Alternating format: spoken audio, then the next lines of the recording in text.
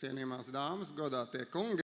Dear ladies and gentlemen, welcome to the annual Bank of Latvia conference in person here in Ziedonis Hall of the National Library. Welcome to our viewers online.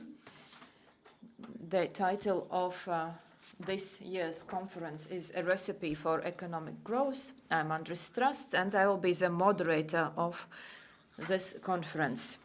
At the beginning, we will have several introductory speeches and a keynote speech. Then there'll be 2 panel discussions, and in between these discussions, we'll have a lunch break, which will offer networking opportunities.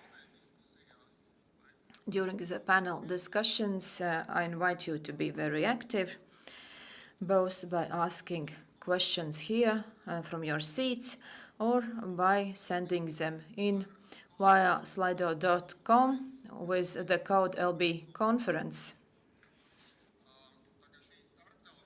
Since this is an international conference, we will continue in the English language.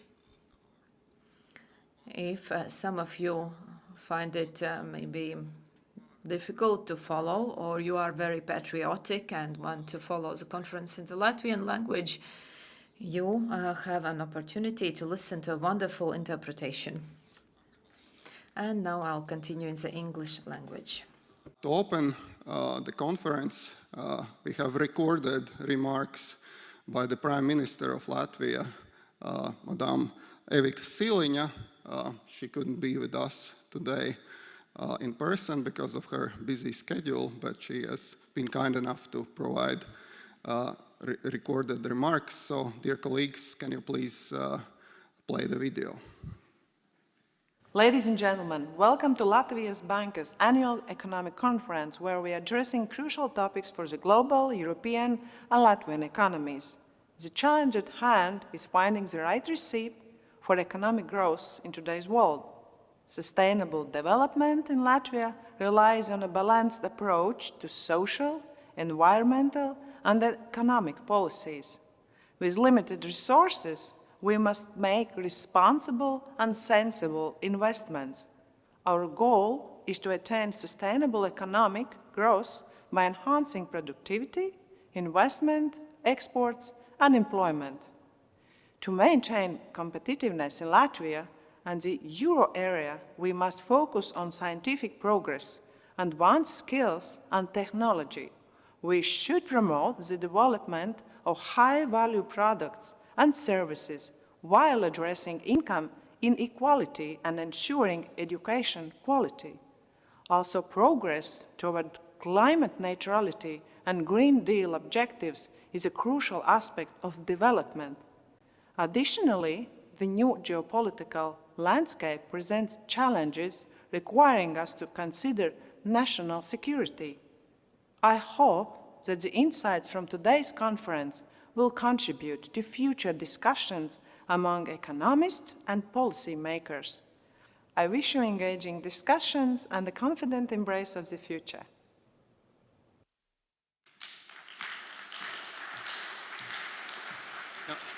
Thank you to Madam Prime Minister for her opening remarks. And now I would like to invite the Governor of the Bank of Latvia, Mārtiņš Kazāks, for his opening remarks. Please, the floor is yours. Labdien, dāmas un kungi. Ladies and gentlemen, thank you for your interest in this conference. This is very important, and today we'll discuss these issues. And though the spotlights are quite bright, I'm very happy to see so many of you here. But since the conference is international, I'll now speak in English. To our annual conference of Latvijas Banka, and this year, as we already saw, the theme is a recipe for economic growth. By intention, not the recipe, but a recipe, because nobody knows what is exactly the recipe for the future growth. As a Euro area central bank, of course, our mandate is to maintain price stability, which is defined as 2% inflation over the medium term. And allow me to emphasize this once again and very clearly. We are committed to our target of 2%, and we shall deliver it. Our current outlook forecasts that we will achieve it in the second half of 2025. If there are going to be more questions about that, let's leave that to the discussions, okay? But I think we are very clear on our target, and of course, we are determined and we shall reach it. So, why about growth? Why do we, as a central bank, care about growth when our mandate is to maintain price stability? The answer to me is very simple. Economic growth and inflation, or in some cases deflation, are both the result of a complex interplay between aggregate demand and aggregate supply. These, in turn, are not influenced by monetary policy alone. In fact, there is little, if anything, that monetary policy can do about aggregate supply. At the same time, the primary goal of fiscal and structural policies is not price stability. But if fiscal and structural policies are at odds with price stability and monetary policy, it will take longer to achieve our price stability target, and the path to it may be more volatile, neither of which is good for businesses and households. So in short, it is for monetary policy reasons that we need to understand growth. But it's only part of the story. There is more to it. And there is another very important reason. We all live here. Those who work at the Bank of Latvia have our families here. So we want Latvia to prosper. So being a forum for growth discussions is an expert view, the Bank of Latvia view and contribution for Latvia to become more prosperous. So both things are extremely important. Monetary policy, but also taking care of how Latvia develops. In Latvia, we often tend to look at economic growth in terms of income convergence.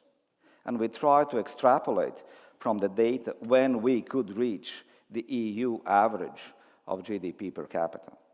To be frank, in my view, aiming for an average is somewhat a minimalistic view, okay, and a minimalistic goal. But even that is, given the current situation, not very likely to be done with the current set of policies. Overall, since regaining independence in 1990, Latvia's convergence story has been remarkable. However, most of that dates back to the time prior to the global financial crisis. Last year, our income per capita in purchasing power parity terms stood at 73% of the EU 27 average. And over the last decade, we have been converging at a rate of just about 1 percentage point per year. Even if we assume that our economy can somehow keep growing at the same pace in the future, which is by no means guaranteed, it would mean reaching EU average income levels only by about 2050. So, not for this generation. In addition, what if the euro area cannot keep up with the growth of other economies in America or Asia? If the euro area grew at 1% per annum, and we managed to squeeze out a mediocre 2% growth rate here in Latvia, that would mean some convergence towards the European average, but that would be a failure both for the euro area and for Latvia as such. So, how can we revive economic growth in the EU as a whole, and in Latvia in particular? If we want to go where we have not been before, then we need to do things that we have not done before. Of course, I will not present a recipe for growth, and forbid even saying the recipe for growth in my introductory remarks, and I shall leave that to the panel discussions. But I would, however, like to briefly sketch the broader context in which we need, and allow me to say, do the cooking. So that's why the recipe. First and foremost, and I'm going to cover 3 major issues in my view. First and foremost, our recipe for economic growth must take into account a fundamental decarbonization of our economic system during the next generation. To enable this transition, policymakers would need to discourage brown activities and support green or low-carbon activities while protecting the most vulnerable members of the society. Yet, we are still subsidizing fossil fuels, while renewable energy projects are facing bureaucratic hurdles. In the EU, we have a strong system of social protection, but we must acknowledge that not everyone who faces disruption as a result of the climate transition will be compensated. There simply won't be enough resources for that. It would also slow down the transition, as it would reduce the incentives for change. The climate transition and technological change beg the question of how the structure of the economy will evolve. It is not reasonable to expect that decarbonization can only take place within the existing industries. Some of the old industries will have to shrink and be replaced by new ones. This, of course, brings us to another question. Can Europe lead this structural transition? Second issue that I would like to mention is the external environment, which has become more adverse. Violent conflicts are flaring up more frequently and, unfortunately, on a larger scale. While Latvia, as a NATO member, enjoys the highest level of security there is, in our immediate region, Ukraine still continues a full-scale fight, a war against an unjustified and unprovoked aggression by Russia. And this is a key reason, one of the major reasons, why we urgently need to revive our economic growth. A stronger economy makes for a more resilient society. The adverse environment is here to stay, unfortunately, and we will need to continue supporting Ukraine as well as keep investing in our own defense. As a result of the permanent shift in the geopolitical landscape, we have to accept that some of the ingredients in our recipe won't be as readily and cheaply available as they once were. To paraphrase a famous saying by Winston Churchill, if we are given the choice between less efficiency and less security, and we choose less security, we will end up having both less security and less efficiency. Security concerns must take precedence over mere efficiency considerations, and the EU needs to both diversify our supply chains and design our products so that we are less dependent on particular suppliers, especially if they are not our friends or allies. And point three, who exactly are our societies in the cooking analogy? There's a saying that if you're not at the table, then you are on the menu. I truly believe that we are not on the menu and that we will never be. But in the environment that we are now facing, nobody can just sit at the table and wait to be served either. We must roll up our sleeves, get into the kitchen, and do the cooking ourselves. Let me refer to John Cotter, one of the world's most famous authorities and respected authorities on change management. He has a simple but powerful model for successfully implementing change. It basically boils down to 4 steps. First, set the strategy by creating a sense of urgency and pulling together a powerful group to guide the change. Point 2, develop the change vision and strategy. Point 3, make it happen. Point 4, make it stick by creating a new culture. Our experience here in Latvia, but also in many other EU countries, shows that we are rather good in the first 2 steps. We can diagnose and come up with a strategy. It is the implementation phase that we tend to get stuck. More often than not, we need a major crisis to really get going. For this time to be different, we must heed the change management experts' advice on how to get it done, communicate to understand and buy in, empower others to act, produce short-term wins, and don't let up. And let me conclude by quoting Ukrainian heavyweight boxing champion Vladimir Klitschko, who recently said, "Don't say to yourself, what's going to happen? Ask yourself, what can I do? be the driving force of your own life. Of course, I do not know about Klitschko's cooking skills, but he can certainly throw a very strong punch. And I'm sure we can do similar things. So I look forward to fruitful discussions and concrete policy recommendations today.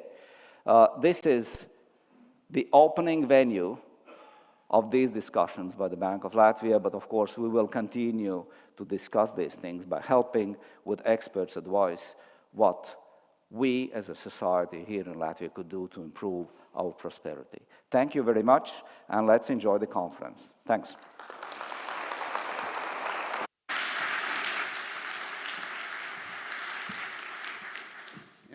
Thank you, Governor Kazāks. And you might not know this, but being a speaker at the conference by Latvijas Banka, it's good for your professional career. And I have a data set to prove that.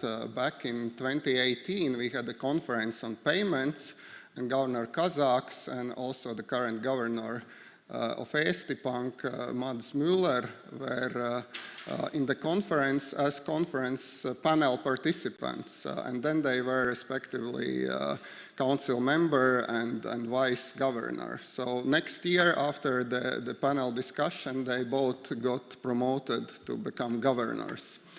But there is another even more spectacular data point in my data set. In 2014, we had a conference and we had a panel discussion, and one of the panel discussants was a certain person who was then a professor at Trinity College in Dublin. And next year, 2015, he became the governor of the Bank of Ireland, and some years down the road, he became the chief economist of the European Central Bank and also executive board member of the European Central Bank. And today, he's back in the role of our keynote speaker. So ladies and gentlemen, please welcome Philip Lane.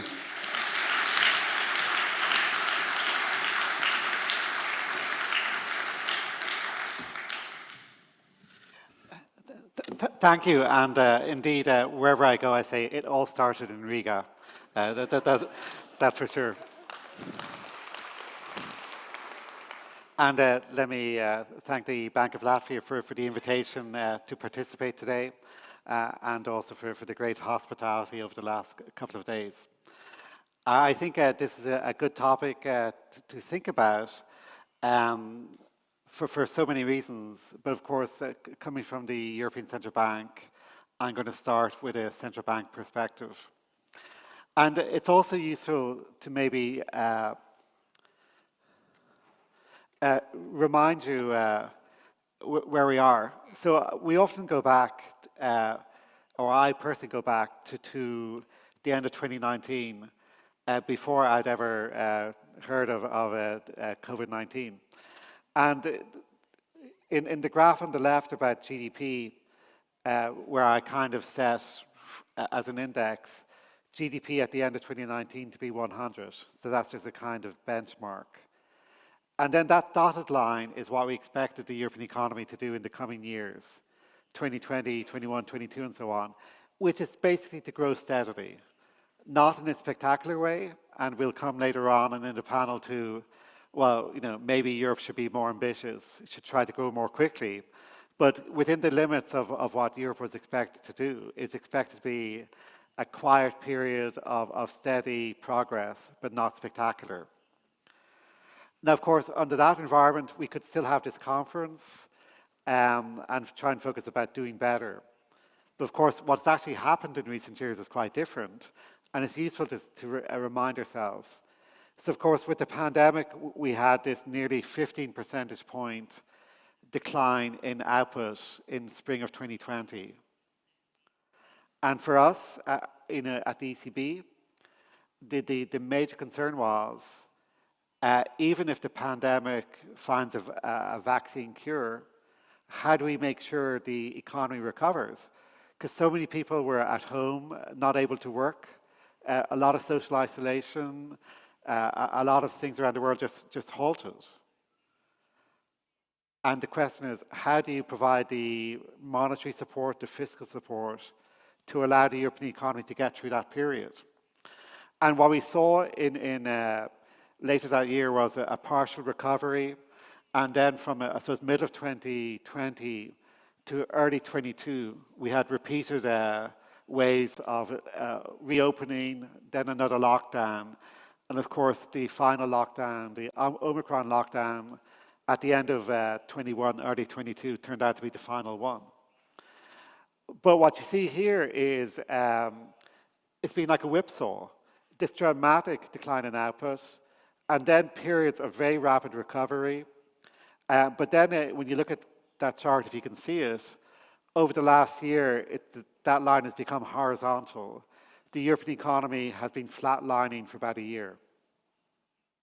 And the reason why that is of course partly due to my next chart about inflation. We've had to raise interest rates. The dislocations of the pandemic, supply bottlenecks, and then of course the Russian invasion of Ukraine has led to a surge in inflation, which I'll come to. But in any event, right now in our forecast is we do think this period of flatlining is for this calendar year. That going into 2024, we're going to be back to kind of, if you like, typical growth rates for the European economy. But I think what's important is we should not be satisfied with those typical growth rates because they're not that high. Let me, on the other side, connect, because for many people, GDP sounds so abstract. What they really care about is unemployment, employment. Can I and my family prosper in a given situation? And again, at the start of the pandemic, we had a surge in unemployment, which then fell quite quickly and today remains at a very low number.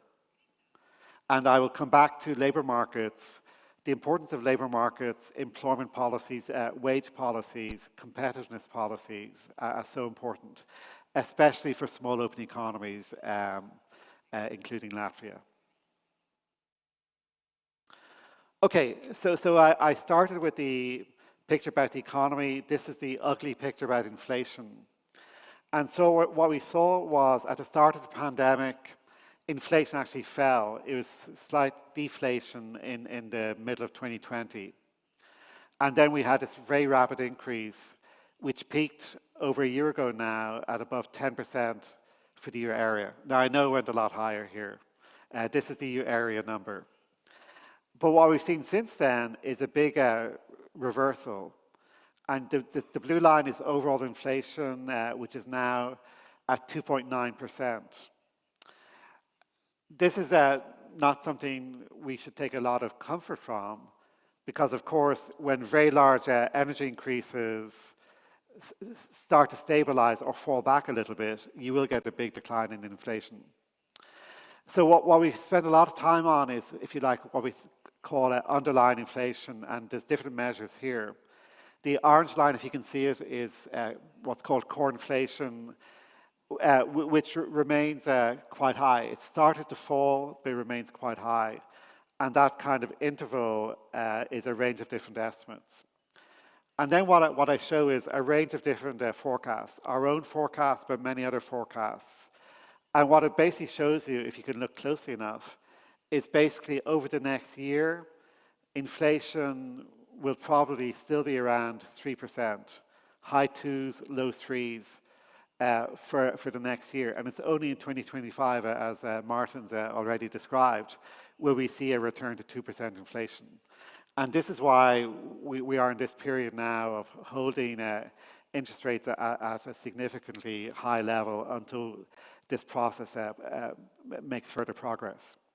But the overall message here is inflation will come back to about 2% if this range of forecasts is correct.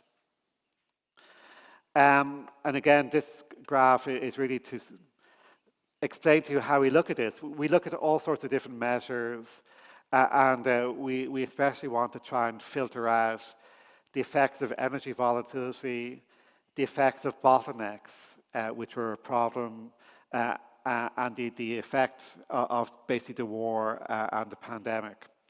But when you do that, you do see some progress, but not yet enough. And so we will continue to look. So let me emphasize on the right side, where we think a lot of the issues will be with services inflation. This is typically the services people buy in their local economy.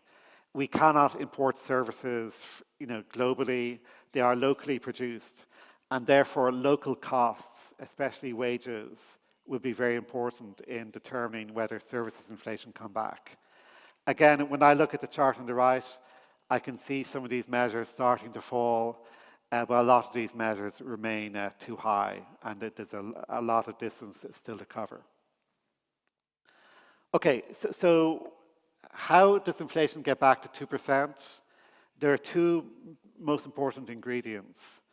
Number one is this year, it's maybe not surprising that we see across Europe, and including here in Latvia, pretty big wage increases. The very high inflation of last year did mean that workers needed to see big wage increases this year to make that up to some extent. Next year, we need to see wages still grow more than normal, but to decelerate. And recently we asked corporates, and this is an archaic phrase, the corporate telephone survey. I'm pretty sure we don't just use telephones, we also use Teams calls and email and so on to do it. But what the firms are saying is they were paying pretty big pay increases this year, but they expect to pay big increases next year, but less so. And then the other ingredient is we need to see some of those wage increases absorbed by lower profits. We cannot see them turn into higher prices. And again, on the right side, the corporate telephone survey is saying that they do expect higher wages to mean lower profits, not to mean further increases in inflation. So these are the pieces of data that we're going to need to study over the next year or two. Okay, so one reason why firms think they're not going to be able to raise prices is because demand is different.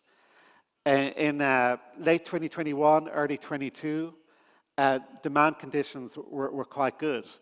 We had done a lot of quantitative easing, interest rates were very low, governments were running big deficits, and people had a lot of money in their pocket because they'd saved a lot in the pandemic. That is not the situation now. With the slowdown in the economy, people are more concerned to save more. Firms are more reluctant to invest. And firms, if they try to say, well, can I raise prices more? They might say, well, I'm no longer so eager to do so, because if demand is low, then I may lose market share if I try to raise prices. And let me emphasize, what we've done has been quite a lot. So in this graph, the red line is what people expected at the end of 21. They expected interest rates to remain negative, basically for quite a number of years. So about 2 years ago, if you asked a market trader, where will be the ECB interest rate, they expected it still to remain negative. And now it's at 4%, and it's expected to remain quite high, not forever, to remain quite high for an extended period. And no one believes we're going back to negative interest rates. This is a big change in the monetary policy situation. And what it has meant is not only does the rate we charge move, but longer term interest rates have moved. On the left side here, if you take the 10-year interest rate, compared to where it was 2 years ago, it's moved quite a bit. And part of this is what's called a term premium. It's the reward you get for committing to a 10-year loan compared to committing to like a 3-month deposit, let's say.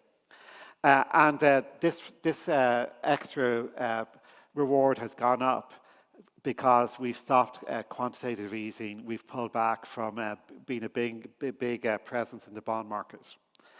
And on the right side, I show you the real interest rates that the market expects to apply in the coming years. And these have, again, gone up quite a bit, and actually quite a bit in recent times, even though we've only raised interest rates a little bit in recent months. And the reason for this is globally, interest rates are going up. Globally, there's more scarcity of funding, and this is making the long end more expensive. Okay, where does that bring us? It brings us to a world where credit has turned around. In mid-22, credit was still growing quite a bit, and now it's basically decelerated to about zero. So here I show firm credit, and that's a mix of people don't want to borrow at really high interest rates, so demand has come down. It's also banks are more reluctant to lend.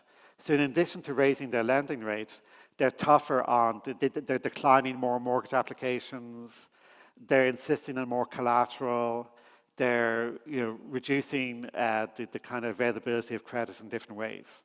So the overall environment for lending has come down for firms, and a similar picture for households. So we see this, and this helps to explain why the European economy has been stagnating, that big turnaround in monetary conditions.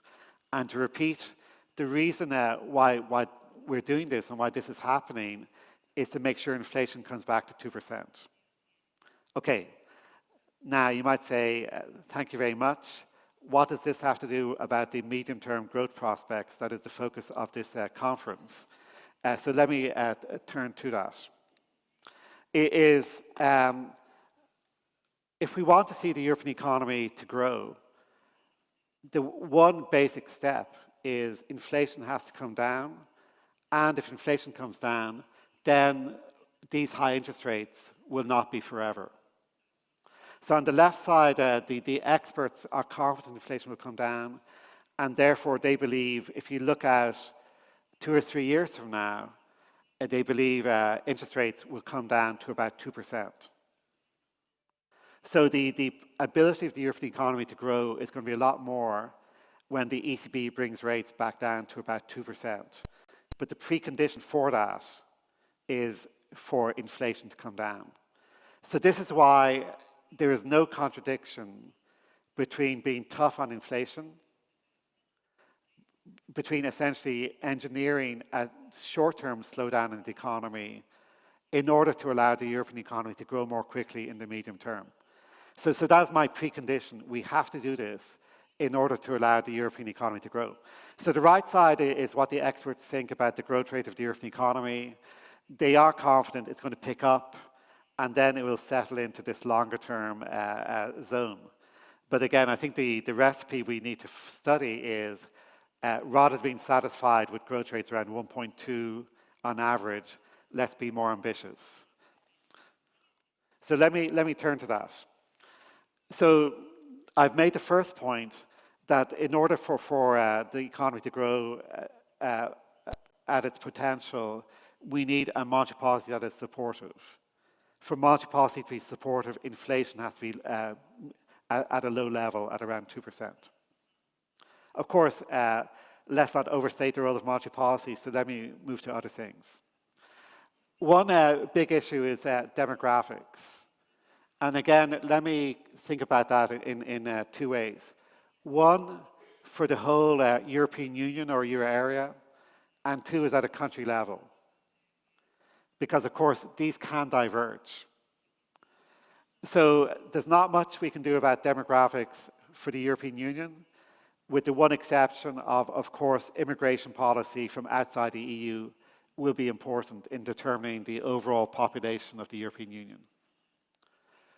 But number 2 is where people choose to live within the European Union is a choice. And so you could have a demographic situation where some parts of the European Union grow more quickly because they receive a lot of within the EU immigration, and other parts of the European Union grow more slowly because people leave. This is true in the United States.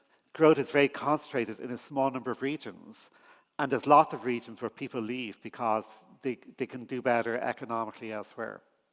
So let me differentiate between the policies for the European Union as a whole versus the policies at a national level. So both for the European Union as a whole and at a national level, a lot turns on labour market policies, which I extend to include education policies. For the economy to grow, we need a lot of people participating in the labour market. This includes, if there's a gender imbalance, includes policies to help mothers, especially to join the workforce. It includes extending participation to include older workers. In turn, this includes having good health, because it's very hard for someone who's got ill health to work fully. Working from home is an opportunity if it allows more people to work and reconcile home life with working life. Let me turn, of course, to skill levels and adaptability. The world is more and more turning to activities which require good skill levels, especially digital skills. So again, in order to have people employed and earn high wages, those skill levels are necessary, both through original education and then relearning through training and lifelong education systems. Okay, so that's so there's a big role for the government there in terms of education policy. Let me turn also to, if you like, market policy. So one of the big emphases, what we do at the ECB, is we look at productivity, and a lot of the overall performance of the economy is allowing productive firms to grow. So having low barriers to entry, through capital markets, facilitating the finance of startups, making sure that monopolists don't get embedded and kind of draw up barriers around themselves. So let me highlight here, again, what are the big policy issues? One, we need to have a renewed focus across Europe in the European single market, because in many countries, in a small country, monopolies can grow up, can emerge. If there's a small market, it may not be sufficiently attractive for entry.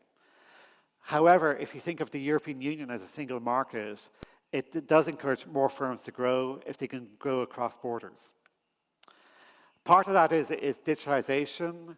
The more you facilitate the provision of services online, the bigger is your market, because the more you can allow foreign firms to supply services. Let me warn, and I think Mārtiņš said some of this as well, of course there's a big risk factor here, is what I said there is the bigger the market, the more you are integrated, the more quickly you can grow. So of course, if we have geo-economic fragmentation, then that poses a risk to that. And maybe the last point just on this is what we economists call institutional quality. You might imagine every year, every country tries to do better. So that kind of progress is maybe a quaint 1990s idea. Because what I will show in a minute is, in fact, we've seen in many European countries a decline in institutional quality. There's been a slowdown, there's been a lot of political problems which act to reduce the economic dynamism. Let me make 2 more points. One, going back again to what part of the European economy will grow and what might shrink. A big issue is competitiveness. If a region in Europe gets too expensive, that region will lose firms, will lose people to other regions. And I will come back to a particular problem facing the Baltics right now. And then Mārtiņš also talked about this. I'll briefly talk about the green transition in the end, and I will still finish on time. Okay, so this is, I'm quickly going to skip over this. Most of these graphs you can find on the ECB website because they're reflecting the work of ECB staff. But these should be seen as illustrative. But basically the point here is the studies we have done and others have done basically say supportive monetary policy has a long-run benefit if you avoid major recessions in particular. I mean, that's going to be mostly it. recessions are really really bad for long-term performance. Firms go bankrupt, people lose job experience, banks become more risk averse. So avoiding deep recessions is a very good idea if you want to maximize the longer term growth rate of the economy. And we see that in the empirical work captured here. Let me look at the performance since the start of the euro.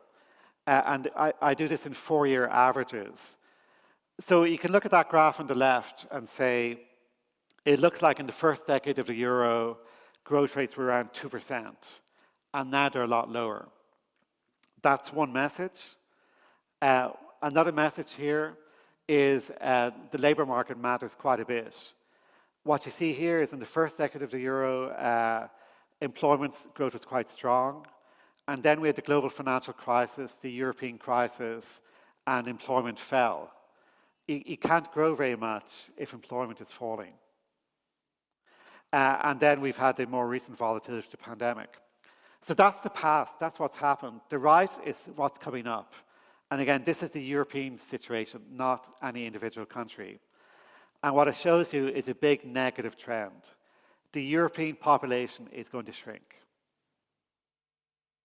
The working age population is going to shrink. This is, of course, in many advanced economies, this is already happening, will happen. It's also there in China to some extent.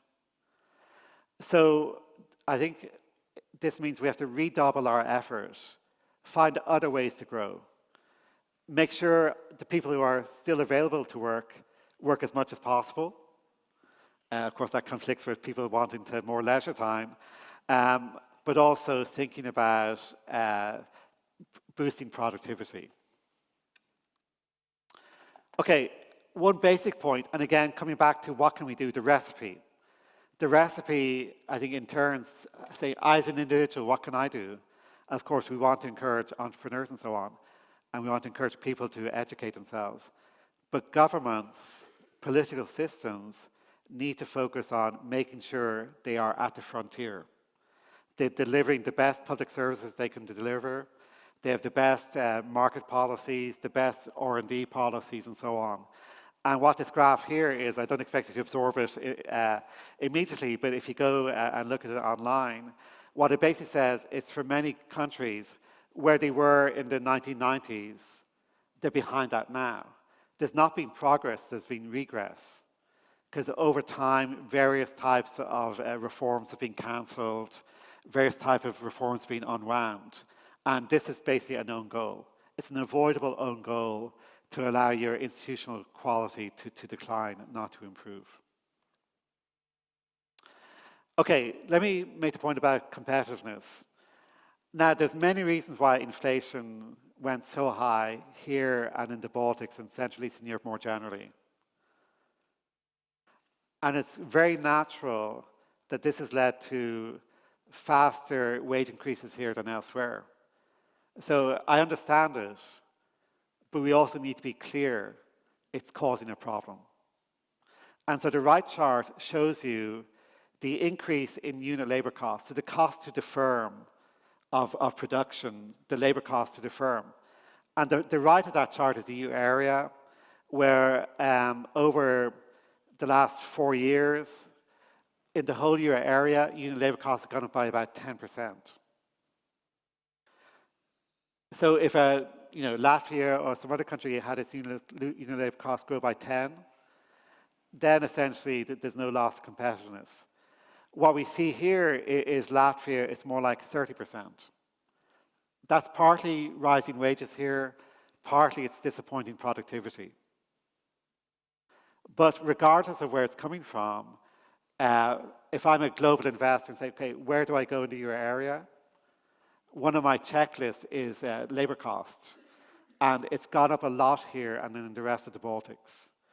And this does mean it's going to be harder for the Baltics to compete for global FDI and so on. It's going to be harder for your firms to be competitive in exports and so on. So wages are a very complicated topic, but this issue of competitiveness is something collectively the Baltic states and other parts of Central Eastern Europe have to take on. Because becoming more expensive, if productivity does not rise in the same way, creates an issue. Okay, I don't want to dwell on the green transition because a lot Martin said, but I do want to advertise, and again, you can find this work online, is the ECB is doing a lot of work about the impact of climate change on potential output. And let me say there's a kind of two messages. One, we need to be clear-eyed. The transition is a lot of work, a lot of cost involved, but we should also be optimistic that a lot of the new technologies will be more productive. If we have a lot of renewable energy, that's going to be a lot cheaper than fossil fuel.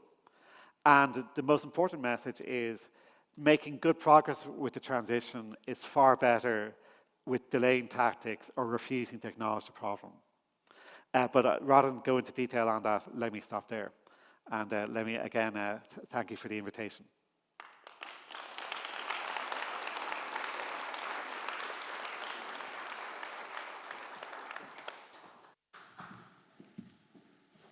Thank you, Philip, for this very insightful keynote speech.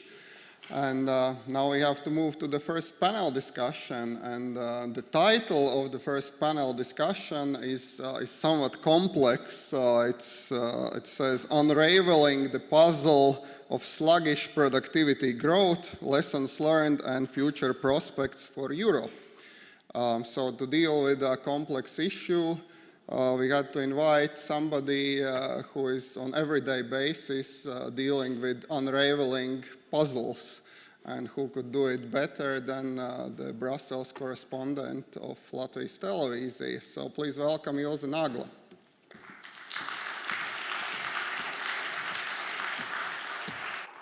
Thank you, and I will take over from here. Yes, such a title for panel, it's not something which fly as a title on media or on television, just too complicated. But let's try to simplify it a little bit. And I would like to have Mr. Lane to join me back on the stage for the panel, please. And also Mr. Kazāks, yes, please, if you could join, please, in the middle. And I hope also that we will be joined by the Professor Agnon from France. He's online. Agnon, can we see him? Professor Agnon? Well, we probably have to start without him.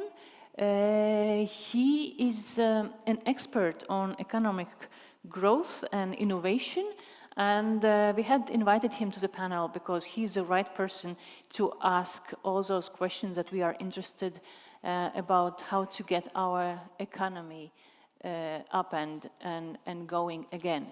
But until we are waiting for the connection, which might come back, Mr. Lane, I just want to ask you two simple questions.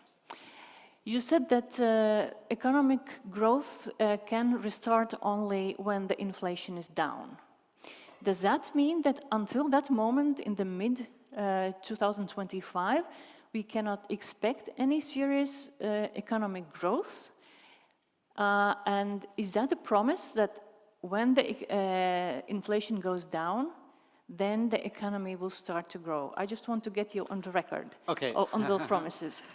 So what I would say is in terms of adjusting the economy, because you do need a period where, if you like, demand grows more slowly than supply.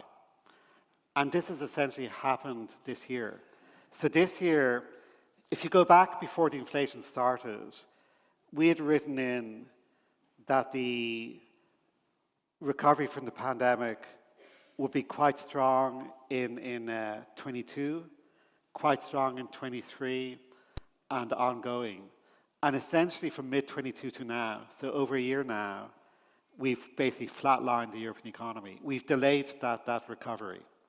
So what I would say is, with the pandemic, there's a lot of momentum which has been suppressed. And essentially over the last year, people have been adjusting. Demand has adjusted, credit policy has adjusted, and what we think is, and now inflation has come down to ballpark 3%. So we actually don't think the economy will kind of flatline until inflation's at 2. We do think there's been enough adjustment this year that next year the economy will grow in a kind of normal way. It's not going to, but what's true is the catch up to the pandemic to where we should be won't be complete. It will only be maybe in 2025 or 26 that the full recovery to where we should be happens. But the kind of the resumption of that kind of recovery phase, we do think is sooner rather than later. So under the September projections, we do have the economy really turning around from early 24 onwards. We're currently looking at reassessing that. We'll have a new forecast in December, but I think the basic story is mechanically what do we think is going to happen.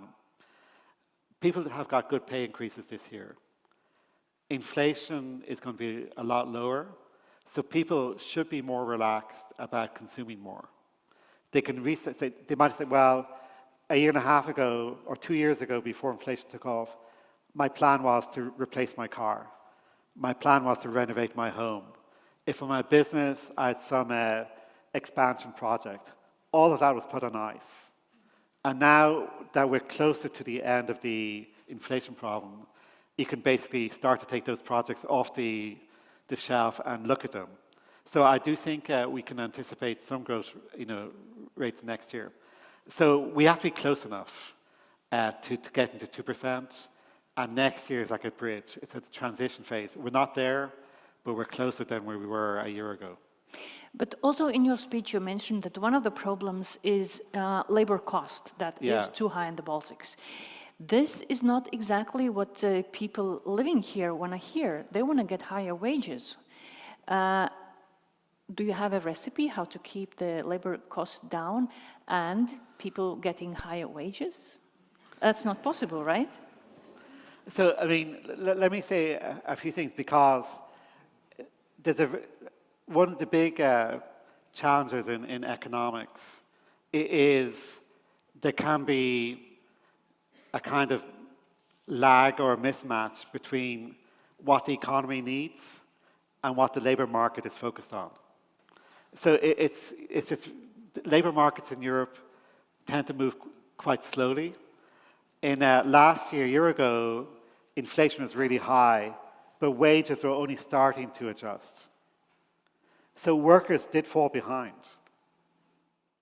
So it was important this year that there was improvement in wages, significant improvement in wages. So what we need to see next year is that's not over. There still needs to be improving wages.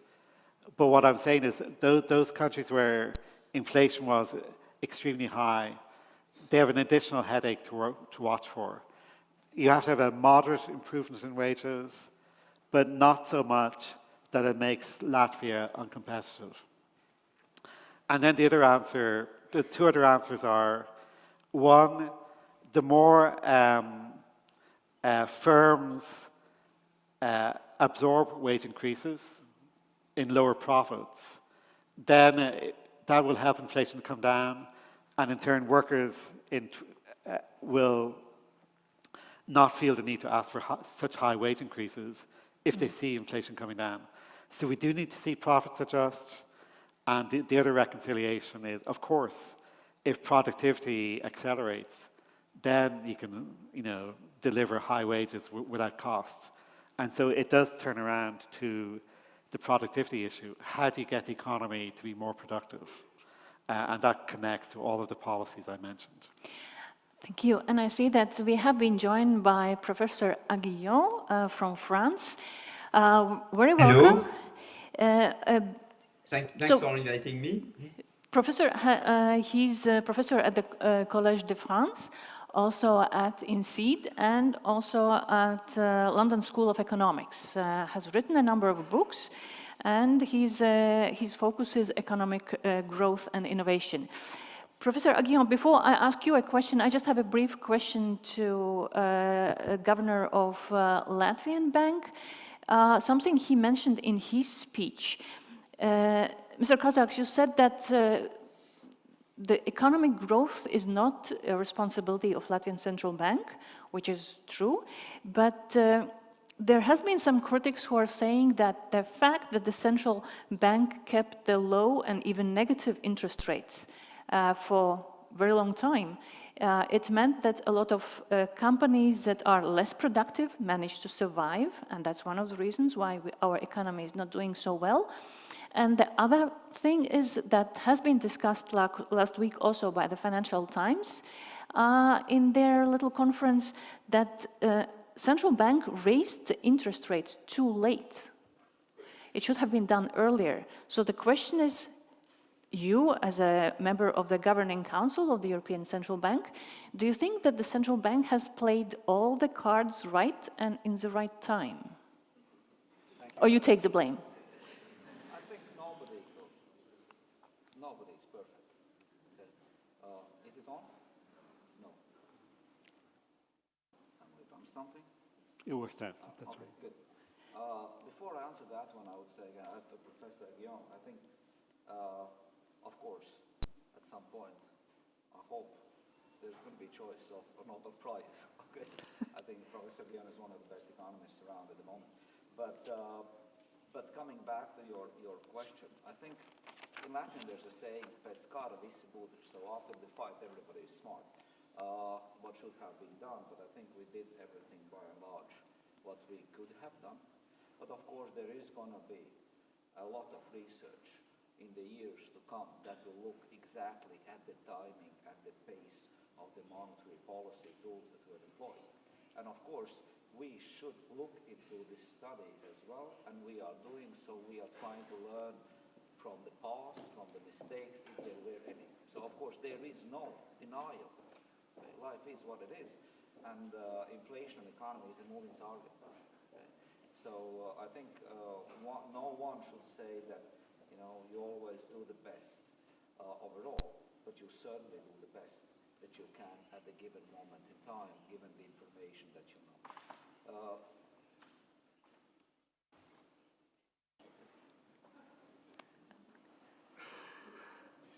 Okay, paldies.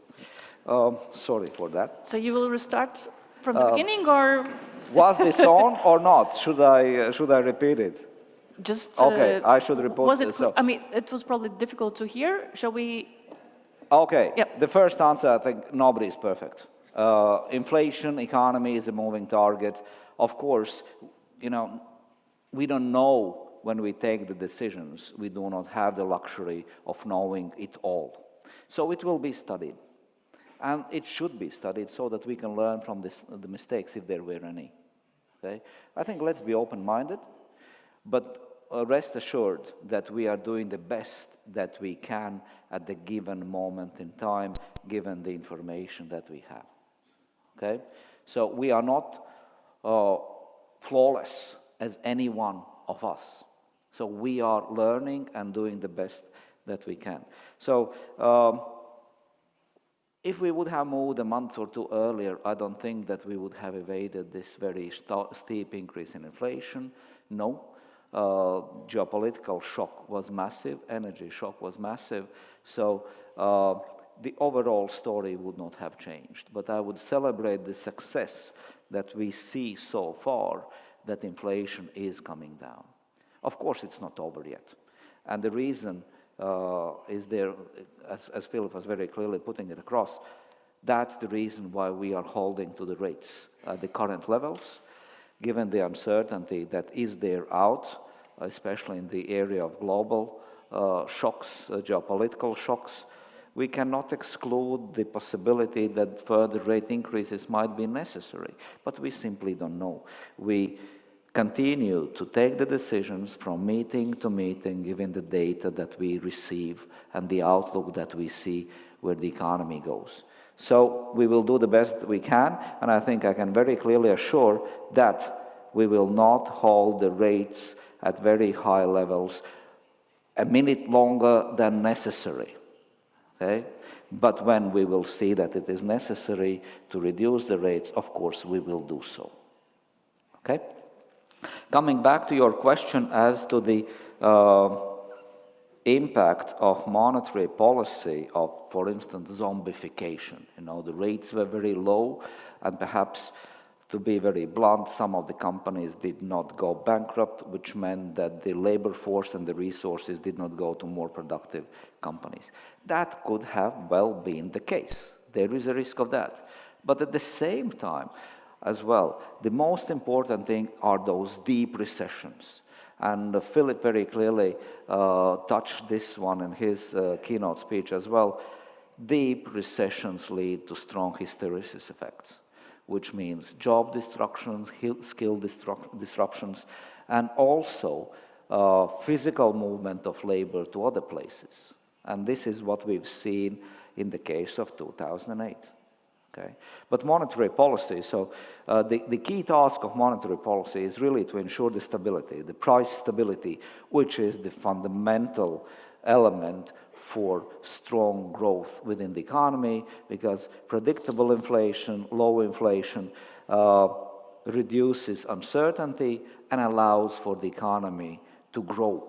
And it is not necessary to wait for inflation to be down at 2% for economy to start growing. I think the very clear understanding that inflation is coming down, it provides more certainty, more confidence, and therefore also supports business decisions in terms of consumption, in terms of investment activities. Professor Aguillon, I need your help. You probably heard we have two central bankers on the stage.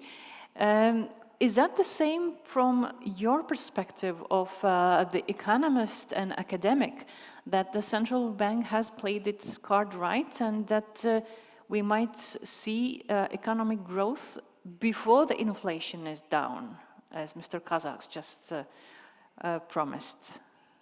I did not promise. I said You expressed, I cannot promise expressed growth. hope. Expressed I can hope. do the best we can do. Okay. Yeah. Yeah. No, I mean, I'm always, very respectful of what central bankers do, and I will not be there saying, no, you should do this, you should do that. I think overall they manage the way they should, and I'm not there to, give lessons, you should do otherwise. The primary the mandate of a central banker is to guarantee price stability, with this idea that price stability creates the environment which is favorable to business and growth. So I think we should always praise central bankers who do their best to guarantee price stability. And when you have inflation, of course, a natural instrument to get lower inflation and get back to price stability is to raise interest rates, if only to coordinate agents' expectations. But it's true that it has been said in the case of the European Central Bank that we waited a bit too long to raise interest rate. Usually the perception is that you should raise interest rate right away to give right away the signal that to agents that you will, that they should coordinate their expectation on the fact that inflation will go down. So it's always easy to say you should do this way or that way, but I think it's. So some people believe that they should have raised interest rate earlier. But there is another thing also, another idea I would like to put forward is that the interest rate is not the only instrument to bring down inflation. Of course, you first have to reduce demand because inflation is suddenly there is an excess demand and price go up. So you want to play on the demand side and you use the interest rate for that. But another channel is to play on the supply side. You want to increase supply. We know that the increase in inflation this time had a lot to do with bottlenecks, with rise in price of energy, with various things which had to do with supply side. And there, in the longer term, it's also important to promote supply increase, to have a supply side policy. So I believe that inflation, primarily, you fight it with interest rates to reduce demand and bring down inflation. But I believe also that there may be a complementary instrument, which are supply side instruments to deal with the bottlenecks. I would say like smart industrial policy.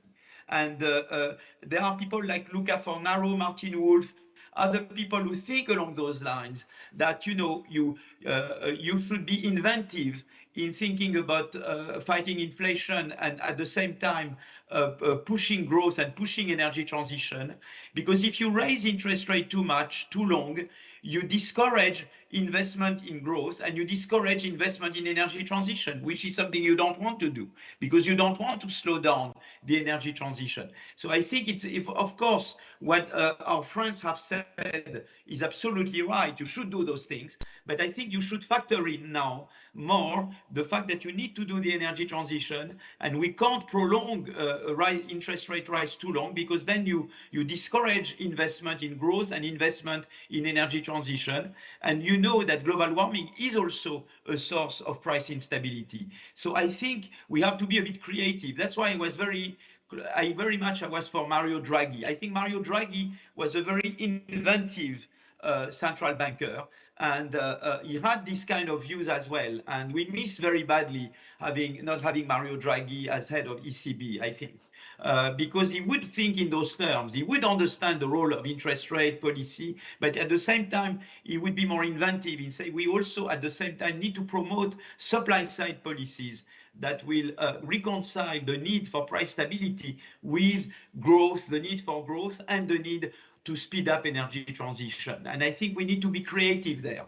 And if I can push, it would be to factor in more green transition in the design of monetary policy and fiscal policy, but of course sticking, a lot to the very, reasonable things that have been said by Philippe and our other colleague, which of course overall I agree with. But I think to put some energy transition and some growth thinking and supply side thinking there, I think for the future would be a way to move forward.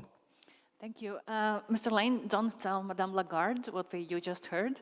But speaking of growth, what we see now, Europe tends to compare, like Latvia compares itself to Estonia, Europe tends to compare itself to United States.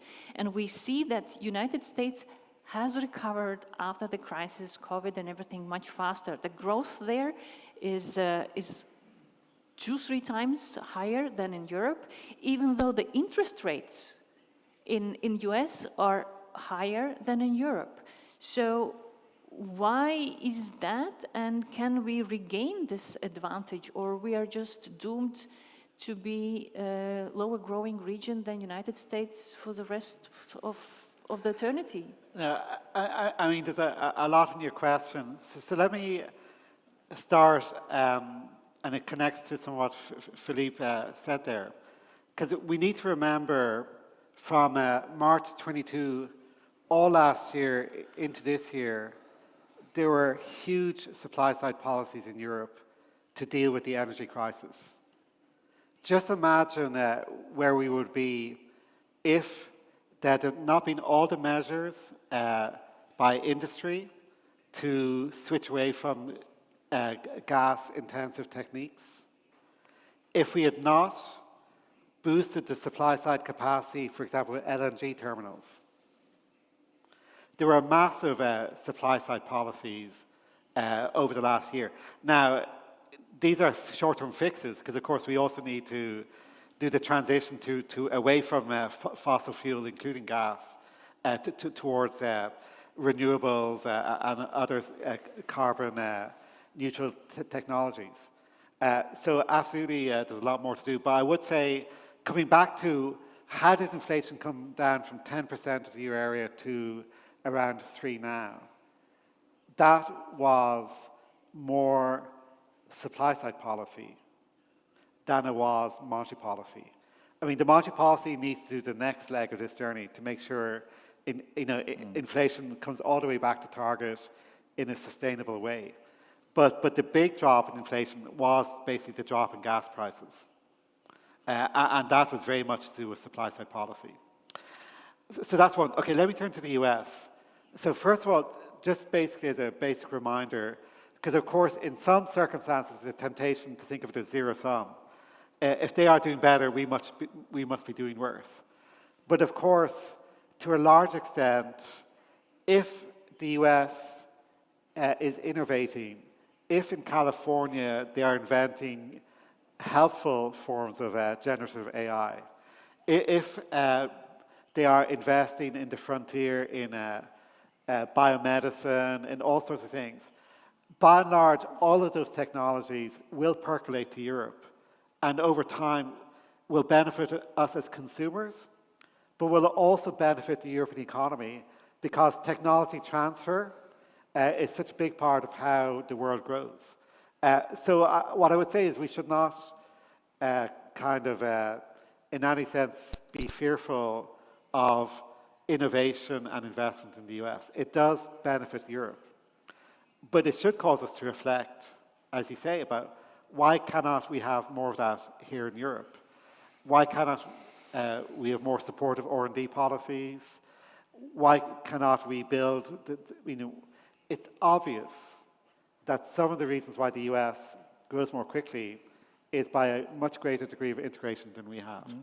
An integrated economy, an integrated banking union, an integrated capital market, and to some degree, I don't say we need to replicate the federal system in the US, but having some degree of central fiscal capacity to enable us to be more ambitious collectively as Europeans. All of that would help. Maybe I'll just make of course, Philippe knows this, but Mario Draghi now has this new role in terms of developing this competitiveness report for the European Council. So in the coming months, he's been re-employed now on that task. And a lot of what we talk about today, I'm sure he'll be working on in that report. Mr. Kazāks, also European Central Bank's strategy review said that technology plays a much bigger role in the productivity growth in the United States than in Europe. And this also refers to the same, we were discussing why United States is growing now faster than EU, Eurozone. So is there a sort of, should we push towards the more, especially in the IT sector, because all of the big IT companies are American or Chinese and none of them comes from Europe? Or should not we push for those superstars, just general development of IT sector as means as to compete in the world arena? I think Philip extremely clearly kind of showed the path of low-hanging fruits, if I may say so. Single market in Europe, in many cases, is not that single, especially, for instance, services.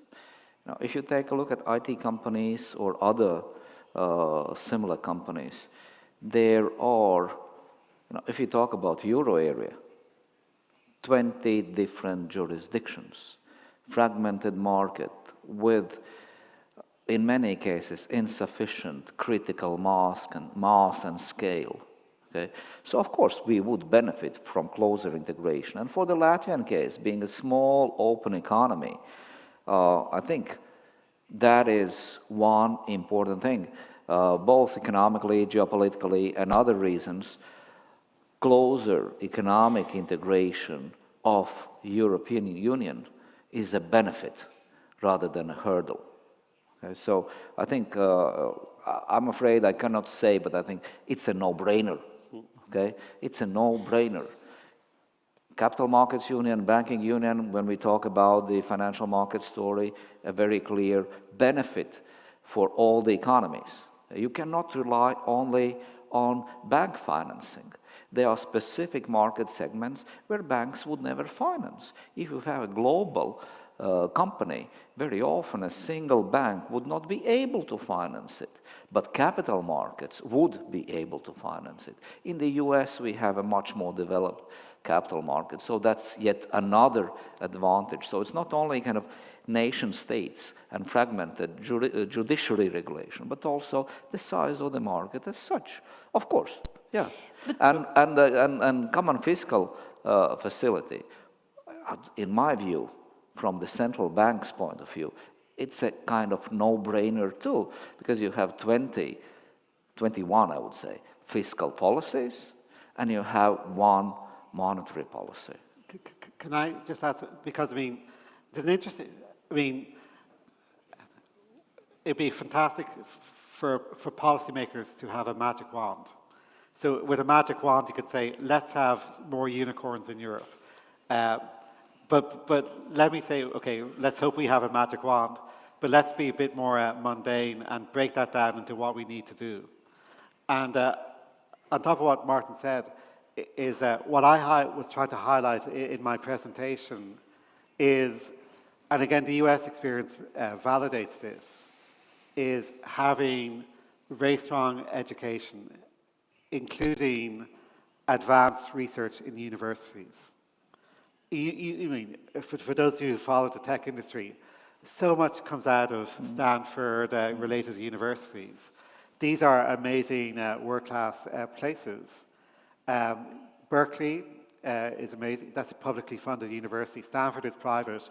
But again, how do you have a mix of public funding and private funding to support really strong universities? And again, let me emphasize, how does this work in America? To some extent, it's what the universities do. But if you have the universities there, that's where you have really good PhD students, master students. And then the firms say, where should I go? Where can I hire? Let me set up within a few kilometers of that university, because that's where the people are. It's really hard to have a high-tech industry unless you have universities with lots of people doing advanced research in that location. So I said earlier on, the US is full of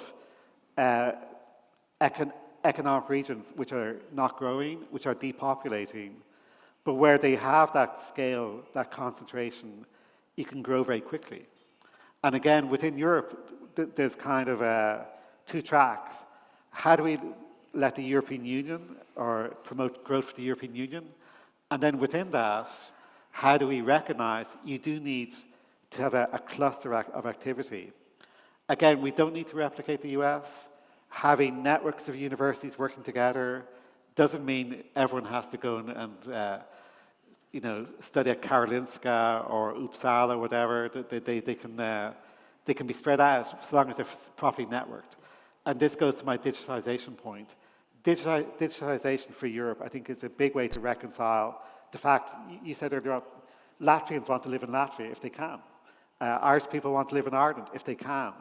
That can be reconciled with kind of collectively good performance if you have strong networks through digital collaborations and so on. Can I just add one thing? I fully agree with what Philip said, but if you take a look at the global rankings of Latvian universities this year, no university is in top 1,000 globally. What is this? Okay. Can we do better? We should. Okay. We certainly should do better than that. A very clear priority in my view. But when it comes to IT, I understand that we should not sort of try to replicate United States. When it comes to other industries, Europe has been talking about more economic autonomy for a number of reasons. French President Emmanuel Macron has sort of been an advocate for European superstars, big European companies that could compete on the world stage. Of course, that might be a bit scary idea for small countries like ours. But do you think that could be a solution, or should we promote European superstars? If not in IT, then maybe in other industries. Is that a solution, how to stimulate economic growth? So let me frame it in the way I think it's best framed, which is, would I like to see a European economy where you did indeed have more superstar firms? Yes, I would. But then the question is, what is the most sustainable and durable way to get there? And the number one platform for that is a true single market for Europe. If you have the scale, if your home market is Europe, that is a big enough scale that you can invest heavily, develop your products for your home market, and then hopefully also use that as a platform to, export that to the world. So I don't think the best approach is to build the environment in which those superstars can emerge. The reverse process where you identify a firm and say, I now call you a superstar. And by calling you a superstar, then I will protect you in some ways. Again, there may be circumstances where you say that's the most pragmatic way to go, but it's kind of not the first best way to go. Let me, in turn, convert that to something that's very important is the geography of Europe means we are so well placed to participate in the world economy. I mean, we're in between Asia and the Americas. We also have the fastest growing part of the world, which is Africa, as our neighbor. There is so much potential here to think of Europe as part of the global economy. Now, we all have to recognize the reality of geo-economic risk. We do have to recognize the reality of the connection between security and autonomy, absolutely. But we also have to try and navigate a world where, to use the phrases that are popular, we de-risk the European economy, but we don't pull back from our very natural global role. But it means that there is a trade-off between globalization that has brought us a lot of economic growth in the last decades, and now, because of the geopolitical situation, we see that their supply chains have to be localized, and that our economy has to become more sort of oriented towards itself. How to find the balance? How to find the trade-offs? I think it's not the case exactly. Of course, we have benefited a lot through the process of globalization of the last 30 years. Okay? And if one takes a look globally at the people that have been pulled out of poverty, and also in terms of Latvian income levels, they've also grown very sharply. The world, unfortunately, is changing, and that means that the globalization is changing. I wouldn't say already that there's a very clear deglobalization, but of course the trade networks should appreciate more the risk and the element of geopolitical conflict. Okay? So that will mean that the supply chains will change. In many cases, they might come closer to home. They might become even sometimes somewhat more expensive. But unfortunately, that is the reality. Does it mean that the growth must go downhill? Not necessarily, because there are many other things that we can improve upon. For small economies, and Latvia for that matter as well, it of course opens up lots of possibilities. If we can grasp those possibilities, changing trade routes mean also shifting production capacities.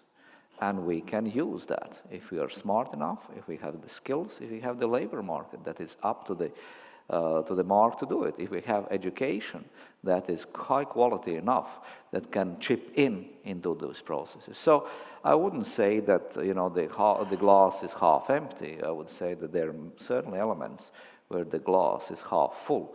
Unfortunately, yes, it has added to the risks, it has added to uncertainty, but that's the world that we live in. Maybe I'll also connect this to imagine a world where there's no geopolitical problems. The nature of globalization would change over time. Essentially, China and a lot of Asia now, every year are getting richer, and their wages are going up. So, in the 1990s and 2000s, by and large, Asia was basically a competitor for the lower cost regions of Europe. And so there's a lot of supply capacity relocated to Asia. as costs go up in Asia, there was always going to be some return to Europe. But side by side with that is a new opportunity. Higher incomes in Asia mean more demand for high-end European products. And of course, the high-end European firms have sold a lot in Asia in recent years, and they continue to do so. So it's the nature of globalization, if you like, rather being on so much on the supply side and being more on the demand side. You know, I think that remains part of what's going to happen, and that is broadly positive for the European economy. Let me also say, going back to interconnecting this with sustainability and climate change, and to again say we have to think about the European Union in the context of the wider region, including North Africa, the Balkans, and so on. And going back to the demographic issue, we do have to find ways that the European economy benefits, and there's two ways to do it. One is to have a lot of immigration, or the other way is to have a lot of trade connections with neighbouring countries, which do have younger and faster growing populations. So there's a very big agenda there, going back to your recipe, Martins. Part of that recipe will be the relationship between the European Union and the wider neighbourhood of Europe.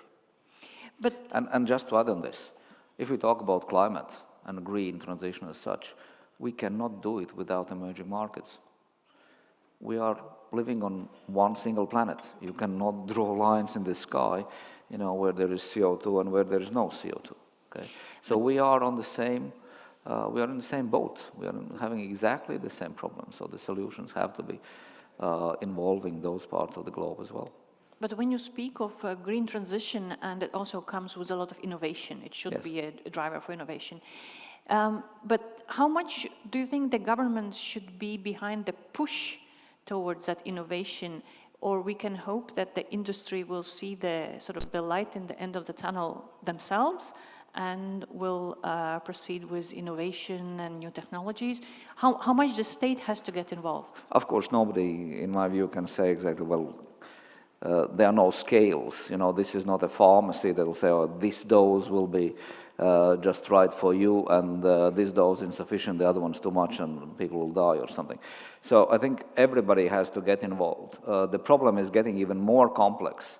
Following up what you said, on what you said, is that nobody exactly knows where the technological development will happen, and nobody exactly knows how the transition will happen. Okay, we only know very vague kind of direction in this area, and the government's role, or I would say public institutions' role, is very wide. As for the central banks, I think one important element, and this is what we are doing at the ECB, Eurosystem, and Latvia as well, is signaling effect, research elements, and also as a regulator and supervisor, asking financial institutions to take these effects into account. Okay, so our portfolio management of reserves also involves the green elements. Of course, it depends from bank to bank what exactly has been done. But at the Bank of Latvia, we also have managed to reduce our CO2 footprint significantly by changing the construction of our portfolio of reserves. We are doing research so that financial sector can use this research and take a better educated and better quality long-term decisions. Okay? So I think this signaling part is one of the elements. And of course, providing support in terms of research, education, science, and innovation, I think is one important thing. Where Latvia should do better, and I'm sorry that I'm kind of bringing it back more to Latvia, but for instance, energy policy, sustainability policy, these elements in the Latvian case are extremely unclear. If the private sector wants to invest into sustainable technologies, it's not really clear what the government supports and what the government doesn't. And that, of course, you know, brings you to a decision, do you invest here, do you invest elsewhere? If there is no clarity, you invest elsewhere. where the clarity is better. So I'm kind of not also willing to go into the micro suggestions, and I hope we will see that in the second panel more. But the conclusion is straightforward. This is not a fad. This is not going to pass. This is here to stay. And the sooner we move, the less costly it is. Delaying the problem solution is simply going to create more problems and make it more expensive. So we move within the areas that we can define much clearer than others, and help from the public sector point of view set the rules of the game. I think we have not managed to find the connection with Professor Aguillon, but before we move to the questions from the audience, and I have also some questions on Slido, I just cannot resist. Mr. Lane, one question. Capital Markets Union. I think to me, it's like a fairy tale that my grandparents have told me, and I will be telling about to my grandchildren. We have been talking about it so long. It's one of the things that would help us into economic development in Europe, because United States have it, we don't really have it. What is the main reason why we have not proceeded with that as planned? So those people involved in all the work behind Capital Markets Union break it down into many individual tasks. So I think there is a lot going on, a lot more that can be done, but as I say, going from the headline of Capital Markets Union, then it converts into something that is a technical specialist task. It could be how do bonds get issued? It could be how do you recover if a loan default happens? So insolvency laws. So there's many individual projects, and this means it's hard for a political system to communicate about it because it doesn't have the headlines. So with banking union, now 10 years ago, basically with the stroke of a pen, you could make really big moves. So 10 years ago, Europe said that all big banks in Europe would be supervised by the ECB. So they wrote the law, and then the ECB had to expand quite a bit to deliver that. So sometimes you can do a stroke of a pen. Other times, it's a big slog. And what I would say is if you're faced with a really big task with lots of individual components, just get going, because it's going to take a long time. I mean, the United States did not wake up on the day they declared independence with a full-fledged capital union. It took decades to put it all together. But if it's going to take a long time, you need to get going. The other thing I would say is it's not a good idea in the European context to isolate any one of the four freedoms. They all work together. And for me, the most effective way to see the capital market do well is if you have a single market for goods and services. Who wants to tap the capital market? Big firms. Mm-hmm. How do you have big firms? You allow, with a single market, good firms to expand across Europe. And once they get to a certain scale, then they will want to issue bonds. Then they will want to do an IPO and issue equity in Europe, not go to New York or wherever. So I would say these are all intertwined, bundled together. But it is slow progress. It needs energy. The Eurogroup is trying to provide that energy to some extent, but it's going to be an ongoing process. And I don't disagree with, right now there's also an element of trying to communicate with each other about what's working, what's not. So we do have national capital markets, and if in one part of Europe they find something, they've done a reform and innovation, then through the European Union, advertising that, communicating that. So a lot of how Europe works is kind of comparing with each other, learning from each other, and connecting back to the green transition. There's so much to do. It's not clear what's going to be effective, what's not. In America now with the IRA, the Inflation Reduction Act, because there's a lot of subsidies involved, there's a lot of things happening that were not necessarily predicted. and we need to learn from what works, what doesn't work. Okay, let's go to questions. I'll take one from Slido and then the next one from the audience. And there is a question for you, Mr. Lane, from a banker. How does European Central Bank views political intervention in Latvia to lower impact from high Euribor on borrowers by demanding commercial banks to reduce total rates?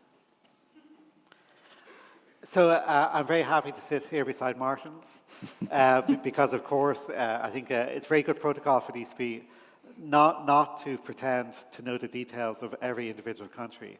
I spend my time looking at the aggregate euro area economy, and so I think unless Mārtiņš wants to take that question, I'm not going to, I think, offer a specific comment about a policy here in Latvia.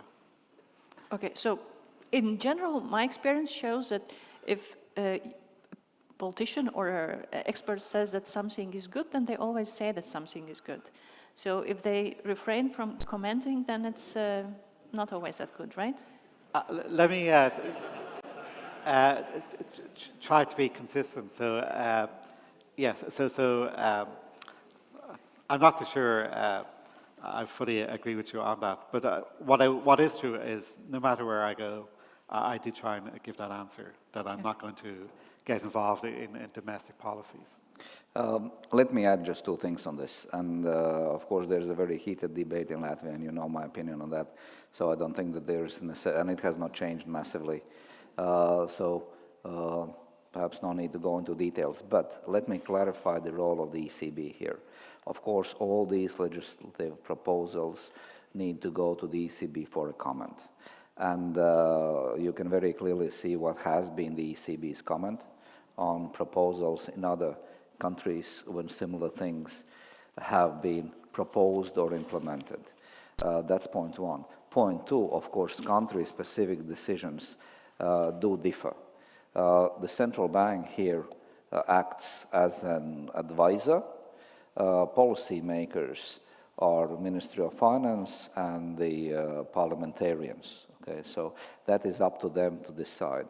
As for the banks and the Latvian society as such, I think there was a chance to make this as a win-win situation, and I think there is still a possibility to do that. So far, it has not been successful, and I'm afraid that it is turning into something like lose-lose situation. Okay, so guys, pick up yourself. Okay, and here I'm talking to the banking sector. Do what is long-term good for the economy and good for the industry. Okay? Talk to the government and find a solution rather than kind of tit-for-tat outcome that is damaging for anybody else. Thank you. All right. Okay. Is there a question from the audience? Yeah, here. Hi, my name is Līva Zorgenprei. I'm from a commercial bank. And I will try to ask the same question that was asked previously, but I will try to ask it in a more neutral way. Because what we are seeing in terms of this legislation in general is an attempt to basically go into the pricing mechanism of a private sector, and more importantly for you as representatives of the central bank, it is an attempt to limit the monetary policy transition, because it is decreasing the interest rates that you guys are setting. Do you see that this is a problem for monetary policy transition, or such policies could be a problem for monetary policy transition now, in this period of inflation, or perhaps in any other period of inflation in the future? Do you see that this can set a precedent, not only in Latvia, but also maybe in other countries, where under maybe more populist governments, you could see these types of policies develop, which would result in your hands as a central bank being tied behind your back in your fight against inflation? Thank you.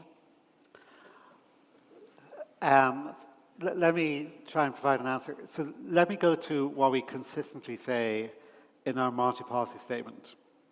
So whenever we meet every 6 weeks, we always have a paragraph of basically advice to governments. So, over the last year, especially late last year, but it's ongoing, there were a lot of subsidies provided by governments to contain the impact of the energy price increase. Now you've given another example in terms of basically a subsidy. You can think of it as a subsidy to some types of people with mortgages. But I think that some general points apply. One is the ECB, I think, is consistent in saying any intervention to help anyone with a surge in costs should be targeted. So, of course, it becomes super expensive if you try and be universal in this. So, to target any intervention that you feel is politically necessary to those who are most hit by the cost increase. Two, we are super clear that if fiscal interventions basically end up weakening the impact of monetary policy, we will have to do more.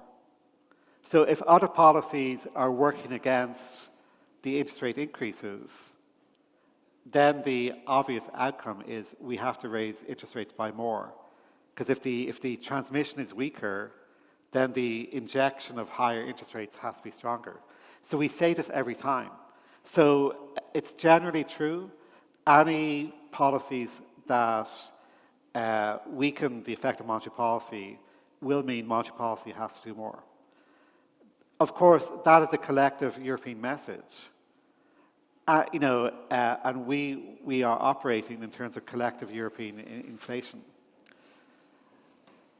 Across Europe, in every country, there's a history to how the banking sector develops. In some countries, there's no new intervention, but that's because they legislated for an intervention decades ago and it's still there. So, the issue is, I do not know of any banking system or financial system which is free of various legislative conditions, if you like. So the kind of straw man of saying, here's a world where there's no government intervention in how monetary policy transmits. I don't know that country. So what I would say is, that's why I leave it to individual countries saying, there's so much going on in any one country, I can't isolate one policy from everything else.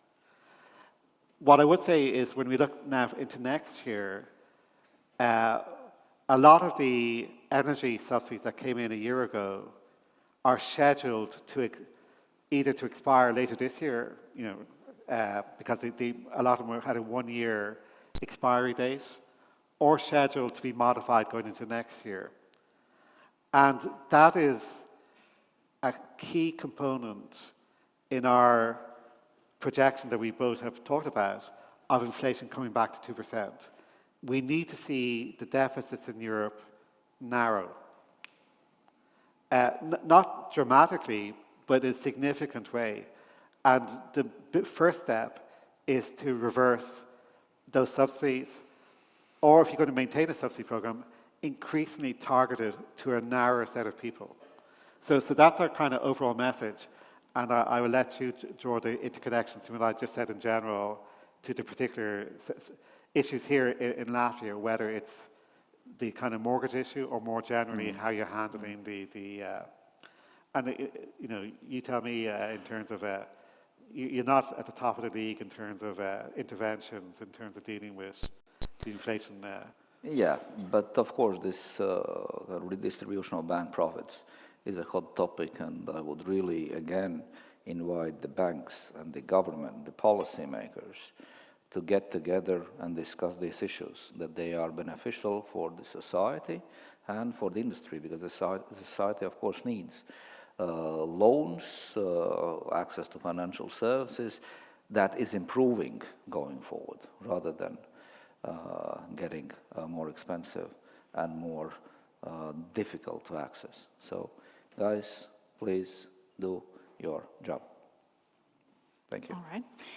I'll take now one more question from Slido, but I have to admit that most of the questions are about future and your predictions. So if you sort of decide to open a fortune-telling parlor, then I think that would be a blast. So why do you predict that GDP growth will be at normal levels next year if recession in the EU is in construction sector and there is unemployment growth? Isn't a more realistic scenario that there will be a stagnation? So the reason why we think there will be a pickup in the economy is one way to think about it, okay, what's going to be different next year compared to the last year? One thing that's different is month by month, depending on the timing of pay deals, more and more European workers will have more income. And if you have more income, there's going to be more consumption demand. Number two, energy prices are a lot lower than they were a year ago. The high prices of a year ago are still causing headaches. Many energy-intensive industries in Europe have had to make big adjustments. But again, at some point that adjustment process is over. Construction started to decline very quickly in early 22, even before we had raised interest rates. Because of course the market, so this debate about when did we start raising interest rates, from December 21 onwards, the market worked out, we're not so sure when exactly you're going to do it, but we know you're going to do it. We know you're going to raise rates. So the kind of 5-year bond yield, the 10-year bond yield jumped quite quickly at the start of 22. That was enough across Europe for the construction sector to slow down quite a lot. So in some ways, the construction industry was early to the kind of recession impulse, but there's also a natural way in which the construction sector, I mean, I don't think construction is going to do so well next year. That's not going to be the source of the recovery. But at some point, people do look forward. Going back to investment tends to be forward-looking, and once you see the light at the end of the tunnel, there does seem to be some momentum come back. So one set of issues is domestic recovery. A second set of issues is the world economy should be in recovery mode. Again, there's a lot of adjustment in the last year, and then as the supply bottlenecks continue to fade, as the inflation shock around the world continues to subside, there will be more confidence, and we do have the world economy growing, and that will mean exports out of Europe do recover. Let me come back to one thing I forgot to mention earlier on about US versus Europe. Please remember the US is more or less balanced in energy trade.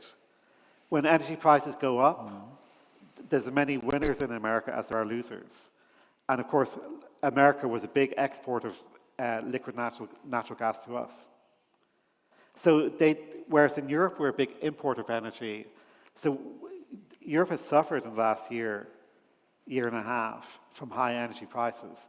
So a very basic reason why the US has grown more quickly is they're not on the same side of the energy shock as we are. But again, the recovery in Europe, and maybe my final point is, which is probably most important, is we do have an output gap. We are below where we should be, and in that sense, there's a lot of investment projects that will be ready to go once firms see demand recover and inflation come down. So I do think this kind of recovery baseline, I think, is a natural baseline. Let me also say, of course, no crystal ball, and we have said we do see downside risk. Some of what your questioner asked can come into it if those downside risks eventuate. Right, we can take one more question from the audience. Do we see a question? And Professor Aguillon has joined us online for the questions. Then I take one question from the Slido, and it's about euro area countries that continue to run high deficits despite inflation and low unemployment. How does this affect European Central Bank's policy, and should we worry about fiscal dominance? Should we? So this is a very interesting question. And when interest rates were super low, this was a popular topic. The ECB, the accusation was ECB will be afraid to raise interest rates because they're fiscally dominated. Look what we've done. I mean, this is, I think we've proven that we will set interest rates to make sure we deliver inflation of 2%. The idea that we are not going to raise interest rates because some governments may face more expensive funding, that's proven. Let me turn to the point is, in the pandemic, and what I showed you earlier on, Europe recovered, it's not fully recovered, but there's a, you know, if you go back to summer 2020, even through a lot of 21, there were many questions about would we have essentially a big permanent loss because of the pandemic? Would we ever recover? Would many firms go bankrupt? Would many people lose their jobs? And will the pandemic trigger a long-term depression? There were two policies, well, on top of the most important policy, which is inventing the vaccines, but two policies that meant we had a recovery. We had to provide the sufficient financing, and governments had to run big enough deficits. It was absolutely essential governments ran big deficits in the pandemic. Then we expected in 2022 a big shrinkage of deficits. But then the war came along, and we did have to have a significant, I mean, I think it was inescapable that there were big energy subsidies last year and this year. So there's a reason why fiscal deficits did come down, but not all the way. So we do think as the ECB, what I said earlier on, it's now time, and the Eurogroup agrees, by the way, so the finance ministers also agree. Going into next year, these energy subsidies need to fall away. We strongly advocate that the European Fiscal Framework Agreement is concluded, and there is a focus on measured, sustainable debt reduction in the coming years. Not ignoring the macro environment, but in overall terms, we do want to see debt ratios come down, fiscal deficits narrow. But I don't know who the questioner is, but come on, look at what we've done in the last couple of years.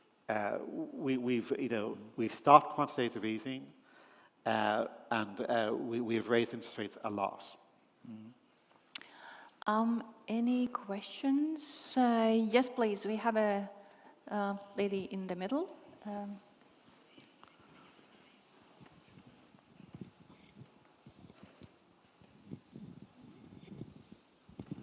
Yeah.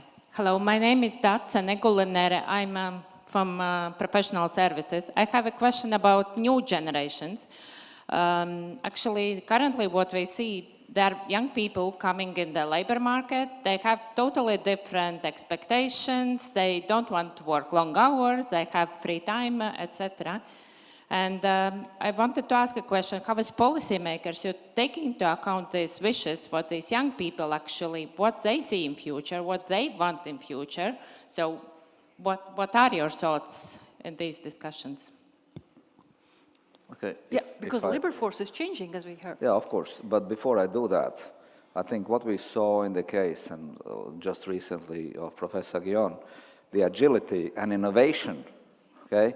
If it doesn't work, you pick up and do it and try it again, okay? So, as we saw, he has moved from his office into the nearby shop, to fix the connection. And it worked for some time, and it failed. And that's the true vision of innovation, okay? You try until it works, and I hope, of course, there is some time constraint, but he may come back. It also shows that IT in Europe is not living up to the standards. So, yeah, the mic didn't work at the beginning, so okay, well, there is certainly room for improvement. But let me come back to, I think that is a very fair and very fundamental question. And I, as a parent of two, 15 and 18 years old, kids, if I may say so, kids at the moment, I kind of, at home, of course, try to accept the way they are, okay? But at work, I kind of want everybody to be like myself, okay? I think there is lots to learn about it. Of course, the new generation will come in. They will be part of our team. And this is inevitable that we try to see how we can embrace the new and the young generation and see how they can contribute. So we have to change as well. And this is one of the issues that we're discussing at the Bank of Latvia and the management team meetings as well. And that was one of the topics just last week that we looked into. We will try our best, but I cannot promise that we will be perfect. Okay. We'll accommodate for that. I mean, it's such an interesting question, but again, let's be a little bit modest and humble about where we are on this. So, of course, the pandemic was a massive shock to the world. Many habits got formed in the pandemic. Many people, young and old and middle-aged, took the time to re-question, what does it mean to have a good life? How am I sure?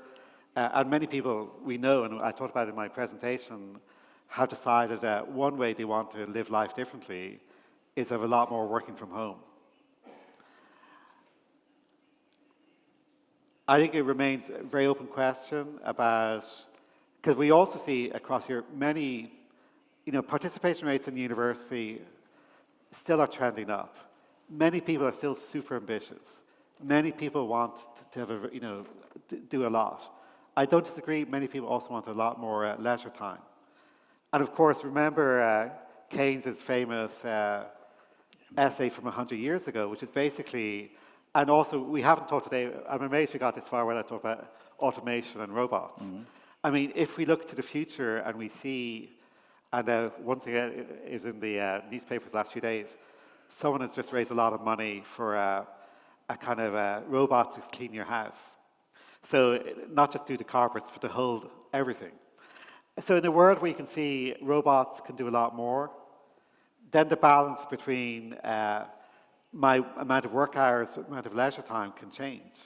And the reconciliation is productivity. If I can add a high amount to GDP in fewer hours, fantastic.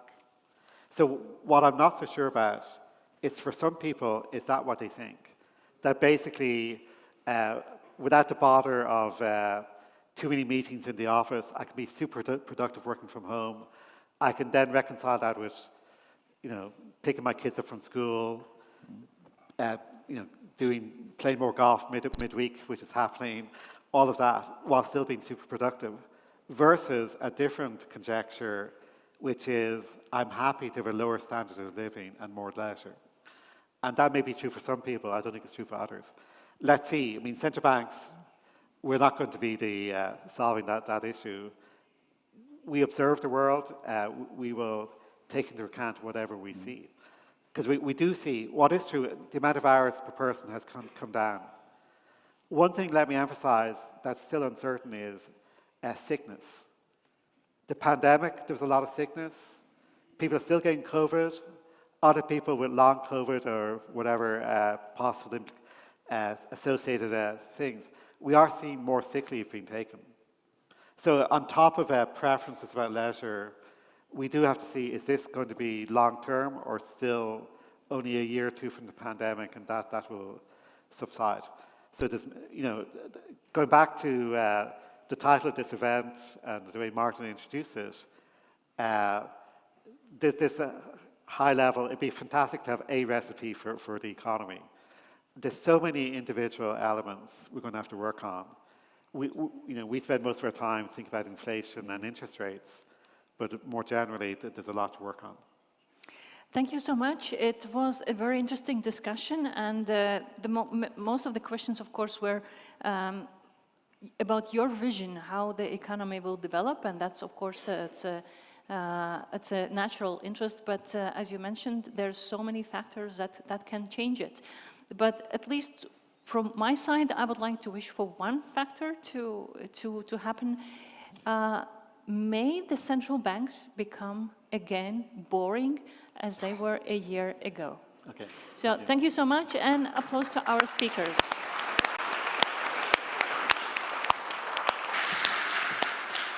Thank you so much, and thank you, Ilse, for excellent moderation. You might think that I'm now the one standing between you and the lunch, but it's not technically true, because the lunch is on the other side, behind your backs, in the other end of the hall. So enjoy your lunch, and please be back at 1:30 for another great panel. Thank you.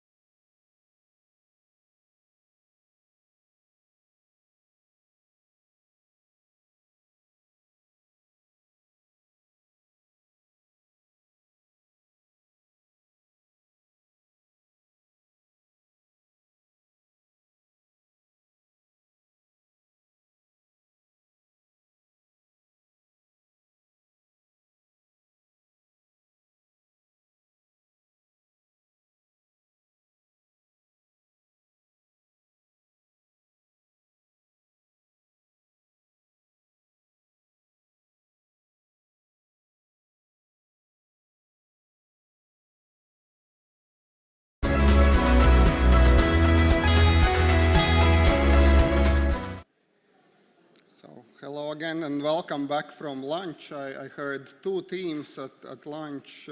So one was kind of compliments to the catering team, and the other was talk about Mario Draghi. The title of our second panel today is Policy Prescriptions for Sustainable Growth. So you see it's much more straightforward than the title for the first panel. And to do the straightforward hard talk or just the straightforward talk, we've invited Elīna Rybakova, who is economist at Peterson Institute for International Economics, which is also affiliated with Bruegel, and I know there's one thing which she's particularly proud of, that she's also affiliated with the Kiev School of Economics now. And just an act of promotion, but just yesterday she had an op-ed in Financial Times. So with this introduction, Elīna, I guess nothing can go wrong on this panel, and please, the floor is yours.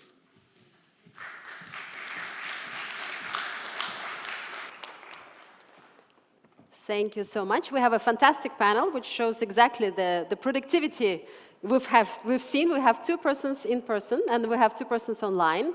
And we have a fantastic panel because we have here the researchers and also policymakers themselves, which will give us a very good perspective, especially on the earlier panel, where some of the governors were a little bit tongue-tied on certain topics, so we'll carry over from that.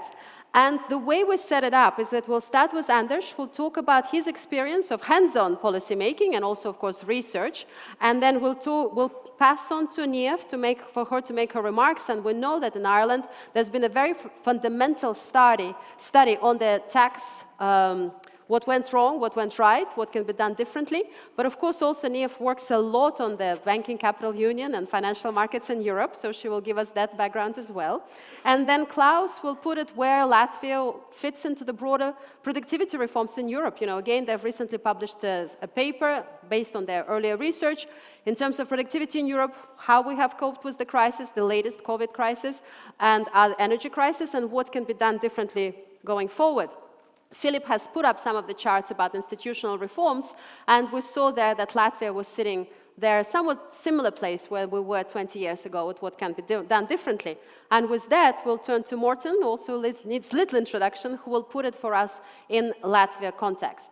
So with that, we'll start with Andris and go like this with introductory remarks and pass it on with questions.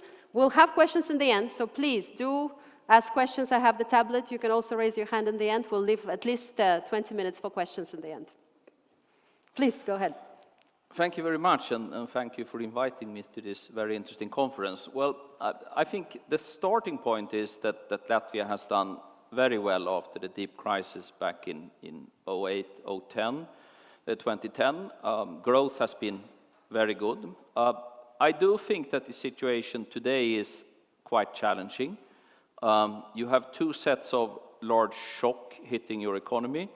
The first is external.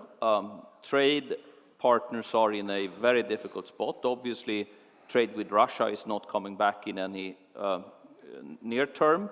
On top of that, the German economy is going through a very deep structural crisis where chemical industry is being hit by the fact that there is no more Russian gas. The car industry is hit by this increasing EV competition, particularly from China, and then you also have the China de-risking issue. On top of that, the Nordic countries are going through a debt restructuring situation, particularly in the housing and construction sector. So the Nordic economies will be fairly weak this year and probably also next year.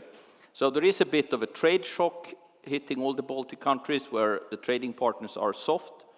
And at the same time, there's been a fairly large real appreciation of the currency. If I look at the central bank numbers, it's something in between 10 to 15%. We saw in Philip's slides here that it was a 30% increase of wage costs. And as I understand the forecast, another 8% is coming next year and another 8% the year after. So almost adding up to a 50% increase of wage cost. So when your trading partners are hit by structural shocks that will take at least 1 to 3 years to work through, and you're getting this very large appreciation of your currency, that is kind of a complicated situation. I would argue, based on my experience, that this should be met by structural reforms, and with structural reforms I mean measures to increase labor supply and measures to increase productivity. Clearly there is a need for labor market supply side reforms given that the population is shrinking, and I've been reading, I'm pronouncing it probably wrong now, Mihail Hassan's research on the labor market, and it seems that there are fairly big issues with regional differences and also a lot of older people leaving the labor market. So you probably need to do some type of incentive reforms to strengthen the driving forces to be on the labor market. Clearly the pension system is a starting point. I'm not saying what you should do, because normally you need to study a system 5 to 10 years to really understand the details of how to reform it, and I haven't spent that time. I probably also would argue that you need to do something on particularly earned income tax credits, the tax leveled on earned income from work, particularly for older people. It is possible to target such tax cuts to, for example, the third of the labor force that earns least, and also maybe target it to people above 55. And I would probably also think that a combination of increased childcare and elderly care would be advisable, given that you need to get more women onto the labor market and to stay on the labor market. I think it's also clear what you need to do to finance this. The alcohol consumption, which I think is, at least to some degree, is correlated to the problems on the labor market. We drink a lot in Sweden, but you drink 40% more. So I would guess that at least in Sweden, sickness leaves and alcohol consumption tends to correlate when we've looked at it. So to raise taxes on alcohol, CO2, and other stuff, I think is doable. And to do targeted reforms to make the labor market and labor supply stronger, I think is probably the best solution to a wage cost push that you're in. The second tier of reforms is obviously competitiveness, and we'll probably get back to the banking issue, but clearly that is not helping. Anybody that is investing in the Baltics will first and foremost speak to the big banks, and if they argue that the political risk in the Baltics have increased, and unfortunately they would probably see it as a whole rather than individual countries, that is going to be negative. And also I think one should remember that Sweden is the biggest foreign investor in the Baltic region, so it's particularly problematic that the Swedish banks are seeing this as a problem. You can have different views, but my view tends to be that if you do education, infrastructure, and energy reforms, those will take 5 to 10 years before they have any direct impact on competitiveness. So therefore, I think actually the tax instrument is the only instrument that you can use in the short term. The Baltic countries have fairly low corporate taxes, but not ultra low.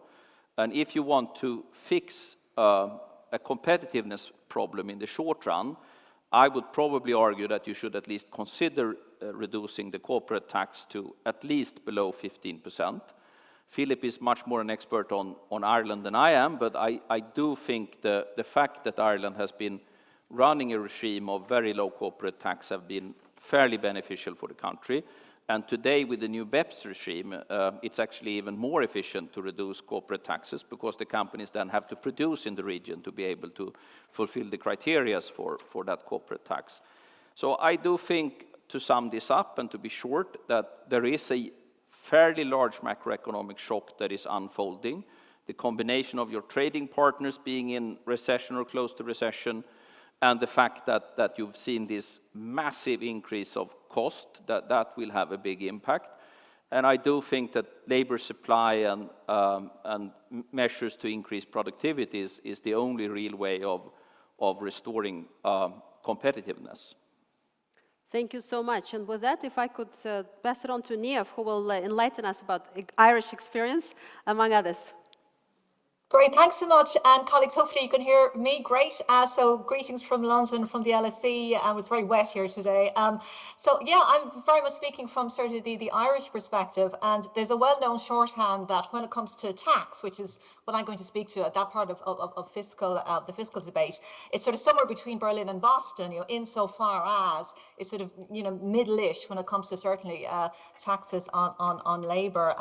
But my comments come from the perspective of chairing the Irish government's recent Commission on Tax and Welfare. So we were set up in 2021 and we reported in 2022 on the sustainability of the tax but also welfare systems in Ireland. And just a really quick note on political economy. I mean, these sort of stand-back stakeholder exercises are kind of a part of how Ireland thinks about long-term policies. We were the fourth one to do this in the history of the state. And I think there is value in these sort of stand-back exercises when there are structural long-term changes in economies and the need to consider how growth can be best pursued.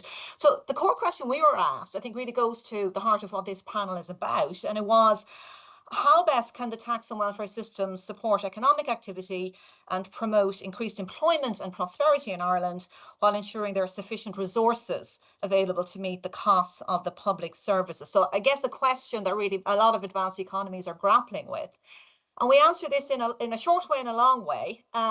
The short way was that given what we identified as medium to long-term risks to fiscal sustainability, which I'll just very briefly talk about in just a second, the overall levels of revenues raised in Ireland from tax and national insurance needed to increase, and the phrase we used was materially. So Ireland takes in about 80 billion or so in tax revenues annually. But going to the core of this panel's work, that these increased yields be obtained in a manner that minimises economic, social and environmental costs. So, and the long answer was 115 recommendations as to how to do that. But in summary, and for this panel, our core argument was a need in Ireland to expand the tax base, and that the wider the tax base, the more resilient it is to ongoing structural change and indeed to shocks to the economy. So the first one, and then secondly, to shift the balance of taxation. So there is a tilt, a kind of a skew in Irish taxation very much towards labour and taxes and income, about 6% on capital and wealth, in and around 66% on labour of various kinds, corporation and income tax. And that needs to be sort of somewhat readjusted to stabilise and to diversify the tax base. We were mindful that tax can distort growth, but we saw a very strong argument that growth does require sustainable public services and that tax revenues shouldn't become decoupled from expenditure. Putting that sort of in the context very quickly of the Irish economic setting and the role of the tax lever, I mean, certainly the last 30 years or so, economic growth has been transformed in Ireland. Our report took 1989 as a sort of a starting point for our work, where in Ireland you saw high levels of unemployment and outward migration, a long-running fiscal crisis and over large national debt. And then over the 30 years, we moved to a position whereby there has been a doubling of national income per capita and a transformation in the economy to a sort of a high-value service-based economy. And what shaped that transformation has been, subject to a huge amount of debate. Is it convergence? Is it regional? But there is no doubt, I think, that long-term policies related to tax were part of this.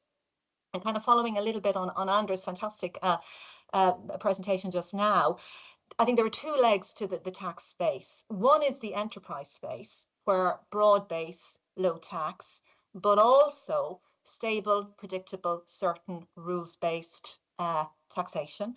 And then thirdly, in the enterprise space, a willingness to correct market failures, so specifically around research and development support, early stage companies, supporting entrepreneurialism in various ways. I think definitely that's part of it. But secondly, I think there is a commitment in the Irish tax code to redistribution. So while there is obviously there's a strong link between tax and economic growth. I mean, one of the more kind of famous statistics about Ireland is we're currently towards the top of the OECD rankings in terms of inequality using the Gini coefficient. But when you pull on the tax and welfare levers, we come right down the table. So there is this kind of commitment to social cohesion, to redistribution, which is part of sort of the wider Irish economic model. So we were very broadly supportive of this, but we identified three major threats, very much associated with a lot of advanced economies, probably aging demographics, the carbon transition, and then possibly more specific to Ireland, a concentrated corporation tax base. So our solution to sort of deal with this, and again, going to the theme of our panel, is broadening the tax base on income. It's currently quite concentrated.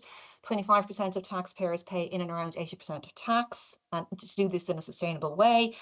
Secondly, a significantly greater yield from taxes on capital and wealth. So we didn't recommend a wealth tax, but we did recommend reforms to inheritance tax, pension tax, and a much sharper focus on stable, recurrent, predictable returns from property taxes. So that was very much a core part of our work. Also broadening the consumption tax base and ensuring that we could replace taxes from sources of consumption that are linked to carbon. And just a very final comment, if I may, Chair, we made kind of two sort of more, I guess, strategic reforms in particular. Just the need to enhance the state's capacity to risk model into the future and to how the tax system can operate in times of severe stress. And then secondly, that when it comes to thinking about growth and fiscal policy, it's not always the tax lever. It's not always a relief, it's not always an expenditure, but very often direct government expenditure is the more efficient way to achieve the growth outcome. So I'll leave it at that, and thank you so much.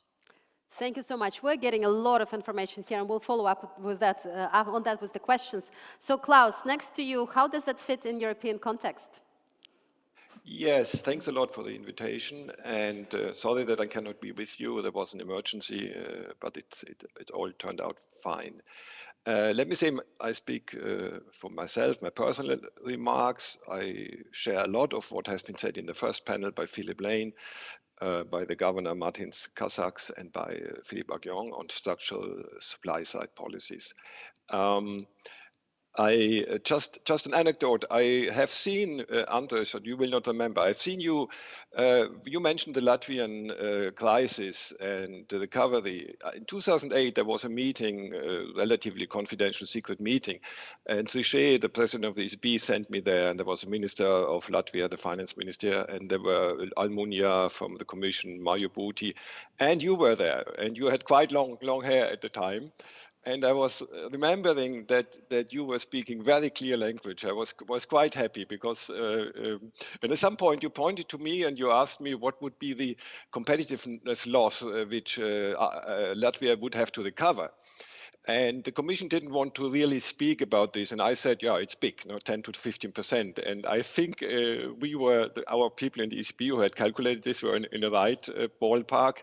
The Commission at the time was a bit, hesitant to say this, but it was amazing how the Latvian economy recovered and did that without a nominal exchange rate depreciation, which the IMF, as you may remember, had suggested at the time. So that's a bit history, but also on Latvia, which is one of the key and good examples of a country going through a crisis and doing the right things, I must say. Now a bit on broader perspective. Today I'm talking very briefly on catching up among the EU countries, quality of institutions, social fairness, political economy. First, what is often not so well known and seen is that many structural policies that improve the quality of institutions do not only improve long-term growth and resilience, they will also often support fairness. And we have mentioned this in the blog we published on the ECB website a few weeks ago. And we also have, I think, a still very relevant ECB occasional paper on structural policies, which is from 2018, and on chapter 5 there we talk about institutions and fairness. And as this was shortly before, 1.5 years before the pandemic, I think many of the ideas mentioned there on structural policies, on challenges are still valid. Second, it is important when you look back at the last, say, 20 years, that you look at several aspects of convergence, catching up to the best performers together, real GDP per capita, debt levels, and institutions. And what turns out is that, interestingly, the initial level, the initial starting point of the quality of institutions and the debt level have a strong impact on the long-term growth of our societies, of our economies in the euro area. We have a paper there with some colleagues published 2017, Interaction of Public Debt with Quality of Institutions, Debt and Growth in Europe. And what was really always significant and interesting, and we updated the model recently, and it's still significant and strong. Countries that have the combination of good institutions and low debt are the most growing countries, fastest growing countries in the next 10, 15 years. For every starting year, you can consider on average. And then we looked at the combinations. The worst is if you have weak institutions, relatively weak institutions, and high debt. If you have high debt, but you have good institutions, you can make up the high debt with good institutions. So that's very interesting. That means there is no given debt level where you can go fast. You can sustain as a modern society a high level of debt, but then you need very good institutions which encourage reforms, investment, education, and bring you growth. If you invest your debt in these kind of initiatives, then it's helpful. But it's interesting that this model, which we did after 5 years, we looked again at it, it's still holding. And of course, that tells you something about the challenges in some countries. Third, I would say, by the evidence, what we see in the last 20 years is that the formerly new member states, so the Baltics and Slovakia, Czech Republic, until and later, a bit later, Bulgaria, Romania, Slovakia joined earlier, all of them have been catching up quite successfully. I mean, the governor put some kind of, the governor said, no, in the last 10 years, perhaps not so much in Latvia, that is true. But all in all the countries in the East, and the East European, Southeast European countries, some of them in the monetary union about 10 years later, 12 years later, after the union started, the euro, some never, so far not in the monetary union, but all of them were catching up quite strongly. So that is the success story. That's a real success story for Europe. And that's why Europe is so important. It has really helped. The European institutions helped these countries to grow and to catch up to the best performers. And as best performers, I mean the average of the following countries: Netherlands, Belgium, Denmark, Sweden, and what was the fifth? Was it Finland or... Yeah, these smaller countries, these are the best performers. And there is bad news, which is that several of the older member states in the south and the west of the EU did not catch up, but in some cases they even fell back relative to these best performers. And there's good news, again, on the euro area countries, namely the former EU IMF program countries, those who were hardest hit by the crisis, those who had to go through a tough adjustment program, first Greece, then Portugal, then Ireland, then Portugal, then Cyprus. All of these countries recently have performed better than other countries, especially the large four countries in the euro area, performed better in terms of GDP per capita growth. Ireland recovered much faster, much more flexible economy. Cyprus took a bit longer, Portugal a bit longer. Now also Greece is catching up and strongly growing above the euro area average. And these countries, interestingly, now between 2019, these four program countries, in brackets, Spain had a program, but it was not a fully fledged program. It was focused on the financial sector, and the IMF was not on board. So I talk about these four smaller, middle-sized countries. And interestingly, comparing deficits between 2019 and debt levels and now, all the four countries are among the most successful in terms of having improved their fiscal positions relative to 2019, in spite of the big shocks which we had with the pandemic, which we had with the energy crisis and the Russian aggression against Ukraine. All of these shocks, they have gone through better than many of the other euro area countries. This is remarkable, and I think it shows that possibly something which had been done in these countries in terms of structural changes during the programs and afterwards is paying off. They have learned possibly a lesson which perhaps in some other countries it's not the same, possibly. And fourth point I wanted to make, and this now comes to something which I think is very important. Why did we see so little decisive and lasting reforms, not least in the last, say, 15, 20 years, not least in the four largest euro area countries? One question is, why do the larger countries perform not so well? Germany more recently, but the others also in a bit longer term. We have seen some good reforms. Germany in the first half of the 2000s, Italy under the Monti government in 2011-12, a very strong reform program which Mario Monti implemented. Spain in 2012 to 14, there were reforms, but unfortunately, since then, not much has happened in all the countries in terms of structural reforms, all the large countries. And in addition, some of the reforms, as Philip Lane mentioned previously, have been rolled back, have been undone by subsequent governments. What can be done about this? Here, I think, and I leave that for the discussion, it is crucial to have a thorough look at the political economy of reforms. The incentives and disincentives for a national government inside the EU, inside the euro area to implement politically costly, politically I say, it's not economically costly mostly. Most of the reforms are politically costly. Why they're costly? Because they go against vested interests, against strong, powerful lobbies who don't want to lose their rents, who don't want to lose their privileges, who don't want to lose the intransparency which allows them to do rent seeking and to gain, don't want to lose the protection their firms get in order to be able to reap higher profits from consumers in terms of higher prices. All these powerful vested interests, of course, are also powerful in the media, are also powerful in the lobbies of the parliament. And that is the problem. Therefore, we need more transparency. The Commission, the OECD, the IMF, the ECB, we are doing a lot about transparency, but there's still a lot to be done. There are too many abilities for incumbent government to hide the true costs of their policies, of the lack of reforms, shift the costs into future governments, into future generations, and thereby can get away with insufficient good policies. And the only way to address this is that the institutions which are there to improve transparency, I mentioned them, should do even more to reveal the implicit debt, to reveal the hidden implicit guarantees which no parliament ever discusses. But when the crisis hits, the big players are bailed out, whether they are banks or in Germany recently, energy companies have taken a lot of risks.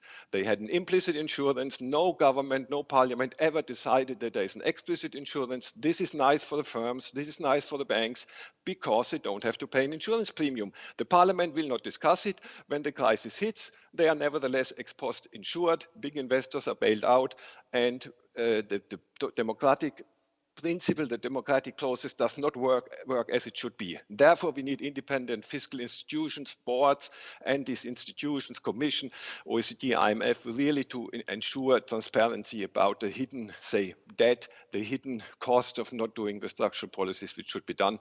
I stop here. Thank you. Thank you so much. And with that, we have the easiest part of the panel for Morten, with the big audience here. What should Latvia do? Certainly, I'm not so happy that I said yes to Mārtiņš and Carlis to participate here, but let me try my best, right? I will go in a little bit different direction, not to avoid your question, but to avoid your question, right? Yeah. I will go a little bit more long-term. Allow me to do so. Next month, it's going to be 30 years since I came, so I've been part of a lot of these here discussions, and I very much appreciate it. It's certainly not the first time that I'm discussing economic growth. I will never get tired of it, but let's just agree, we've discussed it many times. We have turned many stones, all of them, perhaps. I will put my little introductory talk into 5 bullets, and my first bullet is something I think we should do more about. It's most likely related to what especially Klaus commented upon, structural policies and so on. But when I look at this country, which I like very much, and compare it to the 2 other Baltics, we know the situation. Latvia has always been poorer than the other 2 ever since independence. Mārtiņš Kazāks, our governor, mentioned this here with income per person. It's also one of the most important things for me about this country, but we are behind the other 2. But why exactly? Most likely from some of what Klaus said, but could we get deeper into that? I think we should. We should try to do more research on that. And not only that, right? Latvia has been very successful since the 90s, but the real success story in the Baltics, that's Lithuania. And the gap between Lithuania and Latvia has only been growing the past 15 years. I think that is thought-provoking and needs some research to be done. The difference now between Lithuania and Latvia in terms of income per person has risen to 20%. That means that if Latvia was at the level of Lithuania, our GDP would be 9 billion euros bigger. And sort of very back of the envelope calculation, 3 billion more in terms of tax revenue that could solve a lot of problems for this country. But why are we so far behind, and why are we continuing, seemingly, to get behind? I think it should be addressed more. It's certainly in our interest very, very much. My second point is also related to labor markets, so also to what Andris was dealing with. This country it's not Japan. It's not big enough for that, obviously, right? But in terms of aging and in terms of what is happening to the labor market, this country is starting to be like Japan. This country is a laboratory for how to deal with an ever-shrinking labor force. And that is something we have to take into account. I know that we have, over the years, also discussed demographics again and again and again, but I'm still lacking some of the good solutions to deal with this. Yes, I know there's been talk about smart immigration, but it usually stops there. That takes me to something which, yeah, should I really, that's my third point, should I really deal with that? Because I don't think I'm smart enough to do it, but I take my chances nevertheless, right? This country, it's in this country's interest because of this shrinking labor force, and the shrinking labor force that will continue for the next decades, to do anything that it can to promote labor-saving technology. It's already there. I use it in my local supermarket when I check out, or at least I try to check out myself. I need some help sometimes from the friendly ladies there, but there we are, right?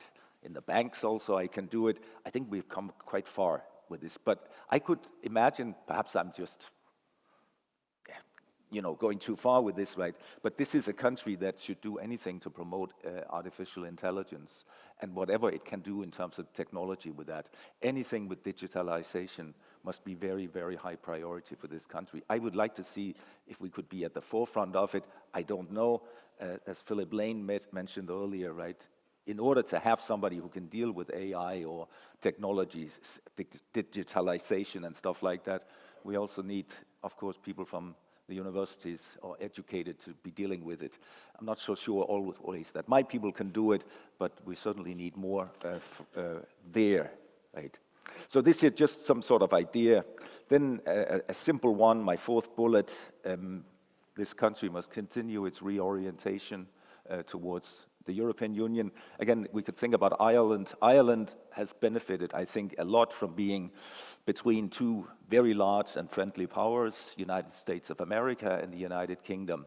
A little bit erratic countries now and again, Brexit, Trump, name it, whatever you want, right? Whereas we were also between two big powers, European Union and Russia, right? And Russia, well, the word erratic is not good enough, right? Dictatorship and unpleasant and many other things are important. And relying on trade with Russia, is obviously not a good idea, right? More reorientation towards Western Europe is needed. Will it sort of transform the country? Most likely not, because we have already done that reorientation. But we've also seen what has failed here, right? Non-resident banking, no, wasn't a good idea. The transit trade has not collapsed, but it obviously is smaller, and it'll continue to be smaller in the future. And that brings me to my fifth bullet, and that's, again, where I come back to this about, we've discussed economic growth a lot. It's always interesting, always relevant to do. It's the most important thing we can do for the long run. But given the 30 years that I've had here, I really feel like sometimes we have turned every single stone. I'm still hoping for something new, and there are new things coming up, but we've been there a lot, right? So what is it that is lacking? And I think there the governor put it quite well when he said lack of implementation. I mean, it's not reports, it's not national development reports that have been lacking in this country. There have been many of them, right? And there's been a lot coming from the IMF, from the EU, from, what's it called? Not the OSCE, but the OECD, of course, right? Sorry. But still, I'm lacking this year that perhaps implementation. Allow me just to mention three of them, and actually they've been mentioned already earlier today, right? Neve, you mentioned property taxes. It's certainly not the first time it comes up. Thanks a lot, nevertheless, for the proposal. But if you send that to the Parliament, it's going to be killed immediately. Then again, we also know that the Parliament is much more interested in discussing other issues these days. Sorry, couldn't help that one, right? The Prime Minister this morning mentioned inequality as an issue, and it certainly is, right? We are, in an EU context, still a relatively poor country. That means that the bottom of the income pyramid here is poor, and therefore will have problems sending their kids to school, for instance, even though we need that very, very much. But what is being done about inequality? Quite frankly, not very much, right? There's been a lot of talk, but not being done so much. And let me finish with the last one, and coming back to the governor, who was sort of complaining about where we are in terms of education. We're not in top 1,000. It's not so many, it's more than 10 years ago, I think, that the idea was that we should be in top 100. Was it ever realistic? Question mark. Did it happen? Obviously not, right? So lots of implementation issues, I think, are there. And that will be it from me for the moment. Thanks. Thank you so much. We did discuss actually yesterday over dinner in terms of the research think tanks, and you were also part of the Fiscal Commission, the importance of independent research institutions. And I hope here the audience here listens, and we will have something similar to that. But I wanted to follow up a question to Andris about tax reforms. You know, we have consolidated monetary policy. Structural reforms can be challenging. On the tax front, should we competing with each other in Europe on who is going to go lower with taxes? And also, what can we do? We can, maybe also Niaf and others will comment on that. We can attract profit registration in our country, but what we really would like to attract is actually production moving to our country. So what can we do specifically with the tax reforms? Well, I mean, the OECD has been very clear. The most costly tax in terms of impact on growth is the corporate tax. I would also argue that wealth and inheritance taxes are very expensive. We used to have them in Sweden. We took them away. Today we have Spotify, Skype, Klarna, and what more, all of these founders stay in Sweden nowadays because it's a tax-friendly regime for entrepreneurs. None of them own their companies from Cyprus or Ireland or elsewhere. They own them on the body in Sweden because it is a tax-friendly environment. And it's actually more important than you first realize, because I'm involved in roughly 10 startups, and I advise 2 groups, Evika Nordic, that's roughly 100 startups or tech companies. So if you look at that space, today, if you invest in a startup, some of the money will come from Spotify, Klarna, iSettle, or Skype, and that's a kind of investors that you really need. If you want to roll out with 50-60% growth per year, you need to have experienced entrepreneurs, and experienced entrepreneurs will not keep their money in the country unless it is a fairly tax-friendly regime. So I think to tax capital is very dangerous if you want to have serial entrepreneurs. I would agree completely with Niam on property tax. Properties cannot be moved, so therefore they should be taxed. And I would strongly argue for higher carbon oxide tax. You have a very, very low CO2 tax here compared to Sweden. And on top of that, if you consume 40% more alcohol, it's pretty obvious that a very high alcohol tax, I mean, people should work and invest, not drink. So it's kind of a Lutheran trade-off that at least a Swede could appreciate. Thank you, and I'm sure Niaf would like to add more. Yeah, I think I very much agree with Andris. Thank you. I think a couple of things maybe I'd add. I mean, I think when you think about enterprise, it is very much, as you've just said, it's this ecosystem, right? I mean, we tend to focus a lot on the multinationals and keeping them here and so on. But, you know, in Ireland, what 99.5% of our companies are SMEs. So it is that sort of escalator, you know, that you're, and in particular, that high value, early stage R&D company. I mean, that's, and going back to, I think Martin's comment earlier about the AI, the digitalization, right? That's a huge ecosystem that has to be supported through the tax code. So I think the risk capital, the equity capital, absolutely, in terms of how the tax codes work and incentives. But secondly, I think it's sort of, and I think it's going slightly to your point, Klaus, about, I think it was implementation, that people can access these things, right? The tax codes are clear, they're simple, there's advanced assurance systems, there's support around how these things work, that we do kind of see these things sort of very much as a sort of a linked ecosystem of supports. And can I follow up with a question on to Niev as well about the risks of having corporates registering profits in your country versus actually having the, the proper residence and production capacity in your country? So how did, Irish economy overcome that?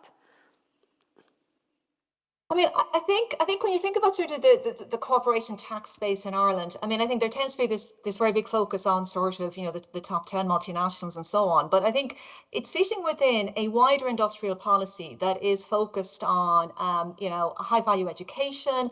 We have a very, very open labour market. Our population has increased by sort of 40% over the last 30 years. A real focus on very strong structures and sort of, that, yes, I mean, the corporation tax is part of that story, but there's a much wider story about sort of how the other taxes work together, about education, about sort of keeping that high value sort of income stream in Ireland once it's there. And part of that, and here I go a little bit to Klaus's comments about the political economy. I mean, I think there is a sense in Ireland that government is open to dialogue, it is open to debate, there is clarity, there is pathways, there's discussions about sort of how industrial policy and corporation taxes develop. So I think it's very much that sort of wider space within which all of this operates. Thank you so much. Klaus, I didn't mean to cut you off. Please go ahead. No, that's I'm not an expert on these issues and I'm learning. But let me make 2 or 3 remarks. One is on the carbon tax, which Andris mentioned. I think this is one of the taxes which is not distortionary if we assume that they are properly internalizing the external effects of too much carbon emissions. So this is a good tax. Most other taxes are distortionary, so they are deviating economic activity away from what we normally want to have. But here, the carbon tax is a wonderful tax because it internalizes external negative effects, and very similar, the emission trading system. And there is I think most economists agree that one of the best ways is to have a sufficiently high carbon tax or emission trading system tax on carbon, and then redistribute a large part of this per lump sum to the people. And if you redistribute it per lump sum, what happens is that those who create a lot of carbon emissions because they fly to Asia or to America 5 times a year with a big plane or whatever, they will be hit economically by the carbon tax, and this small lump sum, for them small because they're relatively rich, doesn't matter. But for the 50, 60, 70% of the lower income people, the calculations tell us that this redistribution of the carbon tax dividend lump sum, even if it's only lump sum, will make them better off. They will get more redistribution than what they lose in terms of having to pay more for their commuting to work and so on. So that's a wonderful, and there is implementation, and there is the political economy. Why do we not see more of this higher carbon tax, higher emission trading system prices, and take a large part of this, giving it back to the people, and thereby mainly the vulnerable people benefiting from this. And this is a political economy system. There are too many strong players in the system who don't want the money be given back to the ordinary people. They want subsidies for investment. They want subsidies for their firm. In Germany, we are now discussing a subsidy on electricity price for big companies. Can you imagine, in the middle of the debate of climate change, the idea is to subsidize energy-intensive firms, not labor-intensive firms. No. We are subsidizing, in the plan of the government, energy-intensive firms. So can you imagine that this is what the average people would choose when they are fully informed? So that comes back to the political economy of reforms. And I just want to mention this occasional paper which we did 2018 that has a nice chapter, I think, chapter 7 on the political economy of reforms. I still think this is something to have a closer look. And the second short remark on taxes is a story which is a personal remark. I know that many investment funds, the taxation of investment funds in many European countries allows relatively rich people fully legally to minimize their income tax. From what normally they would pay as an income tax in a country, 40%, 25%, whatever, they can put that down to an income tax of 3, 4, 5%, fully legally, because these very, very, very complicated and complex tax laws for investment funds are partly, in my view, influenced by the lobby of these funds, and they managed to do that. It's not only Germany, but I know it for sure in Germany, they managed to do this. So that is a problem, as Niam said, on the tax base. The tax base, the income tax base is shrinking because relatively rich families, others cannot use it because you need a service provider sitting in some of the smaller countries which ask for a few $100,000 per year or even per month. You can only use that if you have relatively good set up system of investment funds in different locations. And this lowers substantially the income tax base for those people who have a lot of income tax and they invested that in dividend or in interest rate bearing assets and they want to minimize the income tax. This is not well known, but I know for sure that it's a big problem in Germany and I think in many other countries. Thank you. Thank you so much, Klaus. And I want to follow up on your research in terms of the countries that have done most so-called structural reforms recently. And I'm very happy you did a very balanced presentation.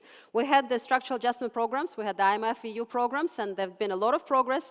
And I almost wanted to ask about narrowing the spreads by the ECB, but I didn't. Because very quickly you said, well, there were a lot of reforms and there was a lot of fiscal improvement, but then in more recent years, we have seen monetary policy helping a lot some of the countries, including, to an extent, Spain, Italy, and others, just because the monetary policy was very supportive. And we also saw some of the governments relaxing and taking the benefit of the monetary policy, maybe extending maturities, narrowing the spread, but not doing as much on the structural reforms. So if we will look at your research, which other countries have actually moved forward in recent years? What are the good examples for us to study in terms of structural reforms going on, whether it's labor market tax or other areas?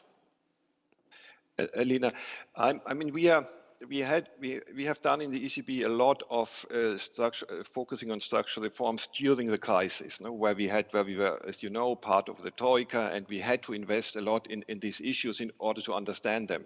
But this is not a permanent task going very deeply for the ECB in structural reforms country by country. We are still monitoring, we are still doing surveillance of countries, but we have not continued, and this is more a job for the Commission to do or for the OECD, concretely where were the good structural reforms in recent years. What I can say is that the big countries, Germany above all in the last 10 years, but also others, did not do major decisive structural reforms which we would like to see, and you can see this in their growth performance, I would think. The good examples you are asking, Alina, a good example, which seems for me very important to study close, is Portugal. I mean, Ireland recovered quickly from the crisis, but Ireland from the start was very flexible. And I mean, I was there, some of you may know, and I was always impressed by the professionalism in the Irish Finance Ministry and the Irish administration. I mean, these people knew what they wanted to do. They didn't need a lot of, say, pressure or convincing. But apart from the other countries, I think, look at Portugal, how Portugal performed in recent years, especially also on the fiscal side. And Portugal was not helped so much. I mean, they had high spreads. You're talking about the spreads, Alina. There was an episode in 2016 where the spreads in Portugal went up to 400 basis points over OIS rates or German rates, 400 basis points.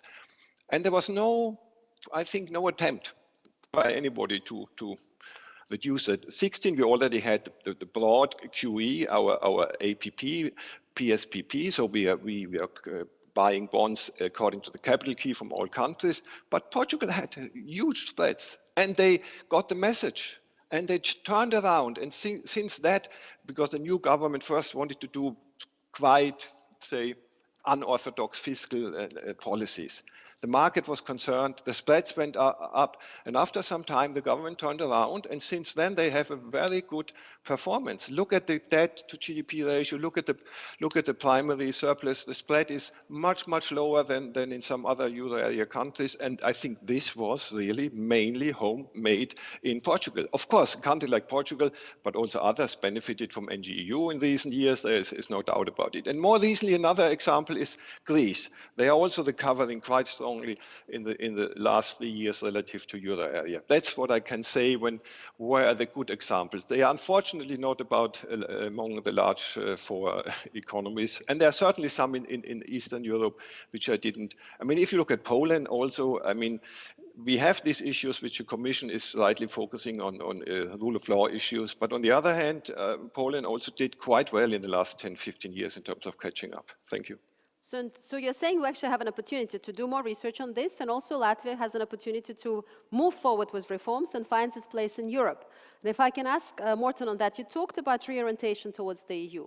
So we talk a lot about the geostrategic competition, energy reforms, AI. So what is that area where Latvia can plug itself into the future of Europe? It's unfair that I get all the tough questions, right? I honestly don't know, right? But what I've seen, and that's this year, a lot of the work has been done in this country, right? There's been so much reorientation since 1991, right? Three quarters of foreign trade, roughly speaking, is with the rest of the EU. So a lot of this year has already been going on. I cannot point to something like that. Sorry about it, right? Let me just be honest instead. I'm very glad that you're giving a very honest answer, because again, we have a research and banking community here who can be thinking where the profitability will be also going forward, right? What I do worry sometimes about is that we're talking about maybe lowering and optimizing the tax system, but at the same time, we're talking about friendshoring.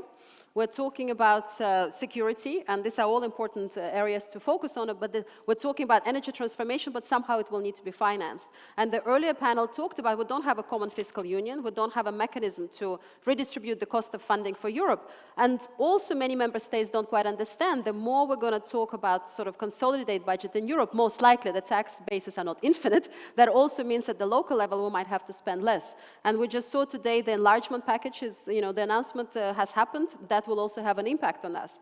But in terms of the funding, and I really want to ask Andris that question, what is the role of the banking system? Well, I'm happy to comment on the banking discussion here in the Baltics. I think it's very important, and it's a very dangerous populistic swing that has happened. It's really hard to understand from a macroeconomic point of view. If you have higher inflation, you need tighter fiscal policy and tighter monetary policy, not reduced interest rates.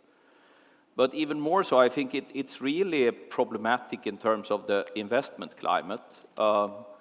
If you're a Swedish shareholder and the Baltic countries says we actually need to tax the banks more in the Baltics, and that being Swedish banks, that implies that you need to have a higher risk premium for investing in this region. That's how all shareholders all over the world would react. If there is a higher political risk, you need to get compensated for that risk with a higher risk premium.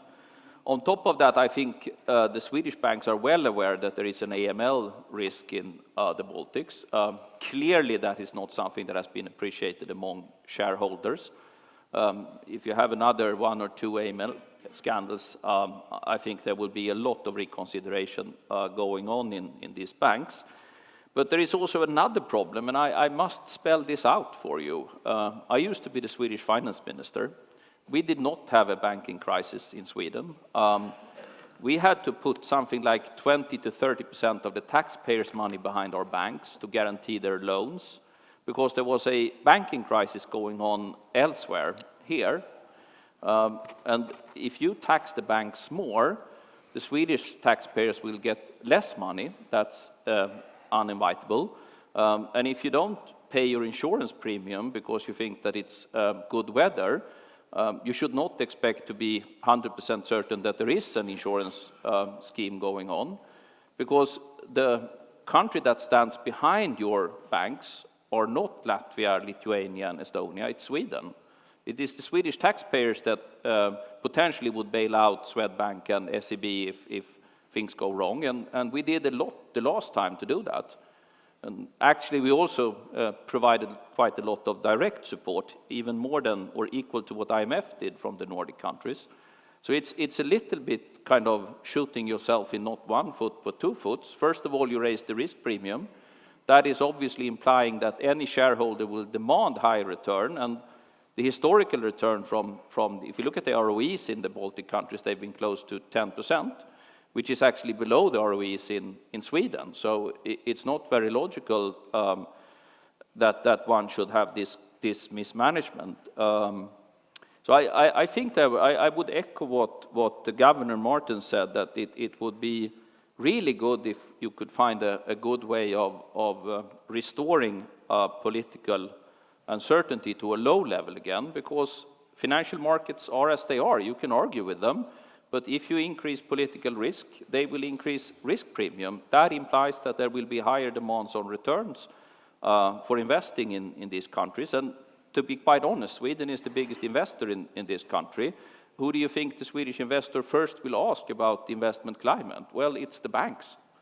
They will obviously talk to the banks on how it is to operate here. And if they feel that, well, yeah, it's good generally, but if you make money, there will be a windfall tax. Well, yeah, thank you. We will calculate that and consider where we put our investment. So I do think that this banking populism that we've been seeing in Estonia, Latvia, and Lithuania is problematic, and I'm pretty certain that they are all lumped together. If you're a Swedish shareholder, you don't really make a distinction between one or two of these countries.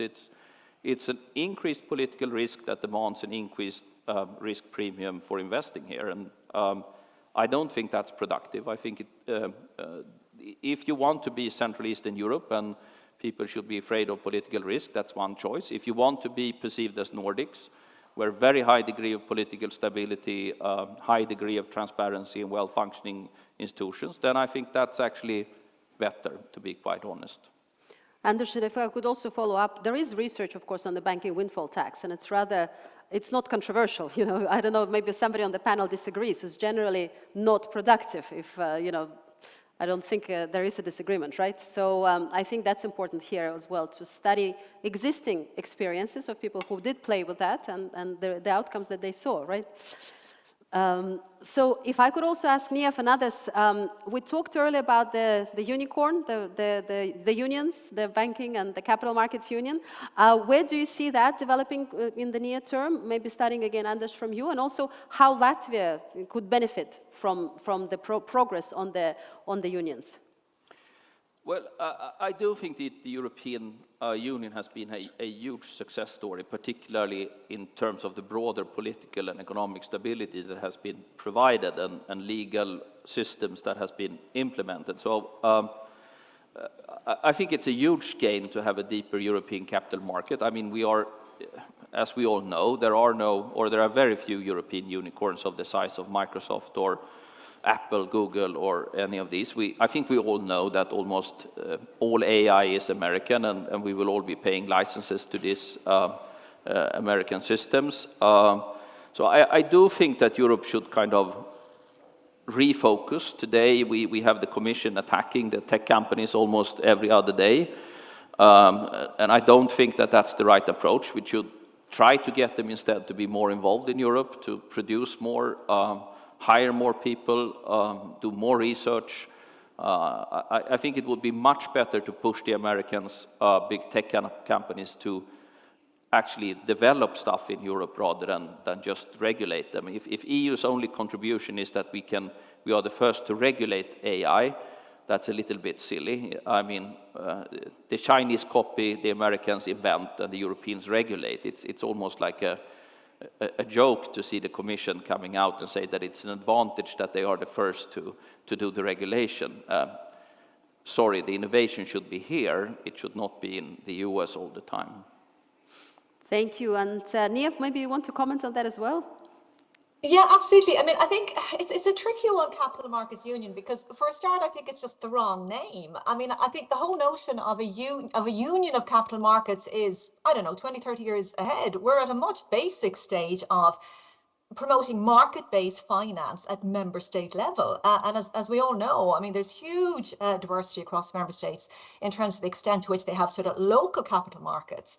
And that diversification of banking and capital markets, I think, is hugely important. And Ireland, of course, is the paradigm in many ways example of that sort of over-reliance on bank-based intermediation. So I sort of think this is, you know, I think I very much agree with Andris. I think, you know, there's a huge focus right now on regulating for this massive harmonized market, but the building block is really unstable in terms of deep liquidity across the 27 markets. And if I may, I'm slightly, you know, going into all these complex relationships, but if you look at what the UK is trying to do right now, I mean, there's an absolute crisis don't want to exaggerate, but there is certainly a perception of crisis in London's equity markets right now. And kind of the response to that is, let's regulate or deregulate. It's actually a valuation and liquidity crisis. It's sort of, people are going to the US simply because there are more companies, it's easier value, there's deeper liquidity. You're not taking a premium you're not taking a discount on a thinner market. And that's really fundamental.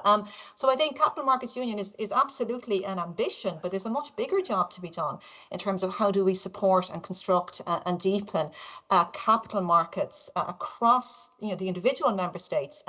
And if I may take just one more second, I was very, very struck by Klaus's remarks about sort of social cohesion, political economy. And you mentioned the funds, Klaus, which is really interesting because, I mean, on the face of it, that looks like a terrific use of the tax lever to deepen capital markets and thereby, move the capital around more efficiently.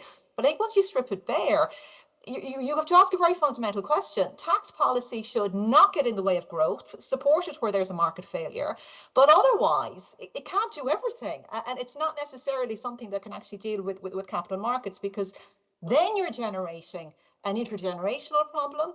I mean, if I may just take 1 second to say, I think intergenerational equity is an issue that all parts of structural policy are going to have to get to grips with much more closely, whether it's how we deal with property and how it's taxed and how it's supported when so many people, are renting and so on.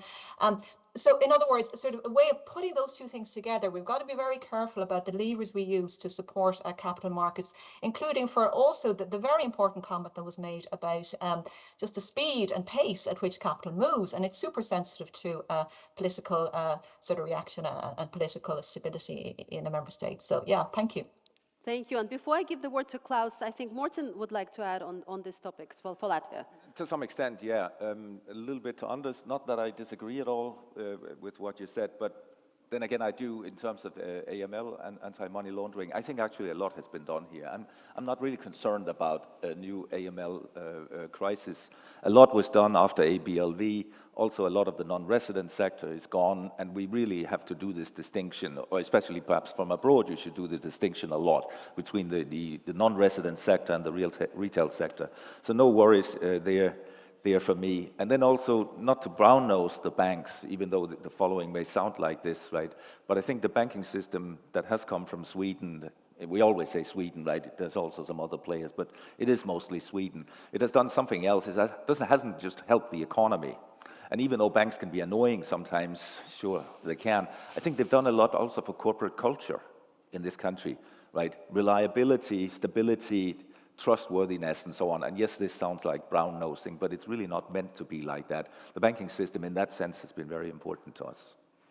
Thank you. Klaus? Yeah, two remarks. One to Andris, which I fully support this point you made on AI, on new technologies. Europe has already lost out in the kind of innovations, revolutions on internet platforms, on what Microsoft, Google, Amazon, Facebook did. Largely a small exception in Spain, in Sweden, as you said.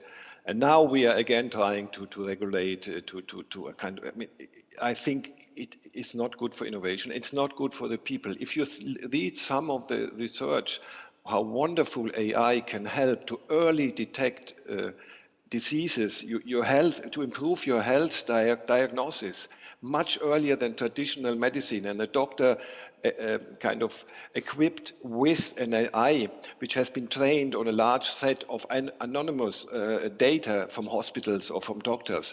What this can do to improve the health of ordinary people, to detect much earlier whether a new medicine or operation is needed, or whether a certain medicine is not well taken by the body of this person. I mean, this is absolutely mind-blowing what AI can help people.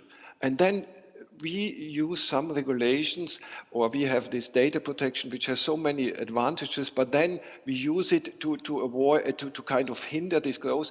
I would plead that those who are doing these regulations or reforms, they should really look at the trade-offs. There are advantages from having regulations, certain protection, but when it goes too far, when you are hindering the big advantages which AI can bring to save lives in the healthcare system, I must say, I know where my my personal view is. And the second point, yes, to Niam, what I meant with the investment funds is just an example.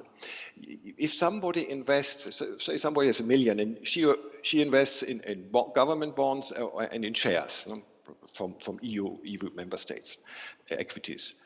Then he has to pay his traditional income tax, and he also pays indirectly the corporate income tax, but then he can deduct it again. And I agree with Andris on the corporate tax. But he pays, or she pays his income tax.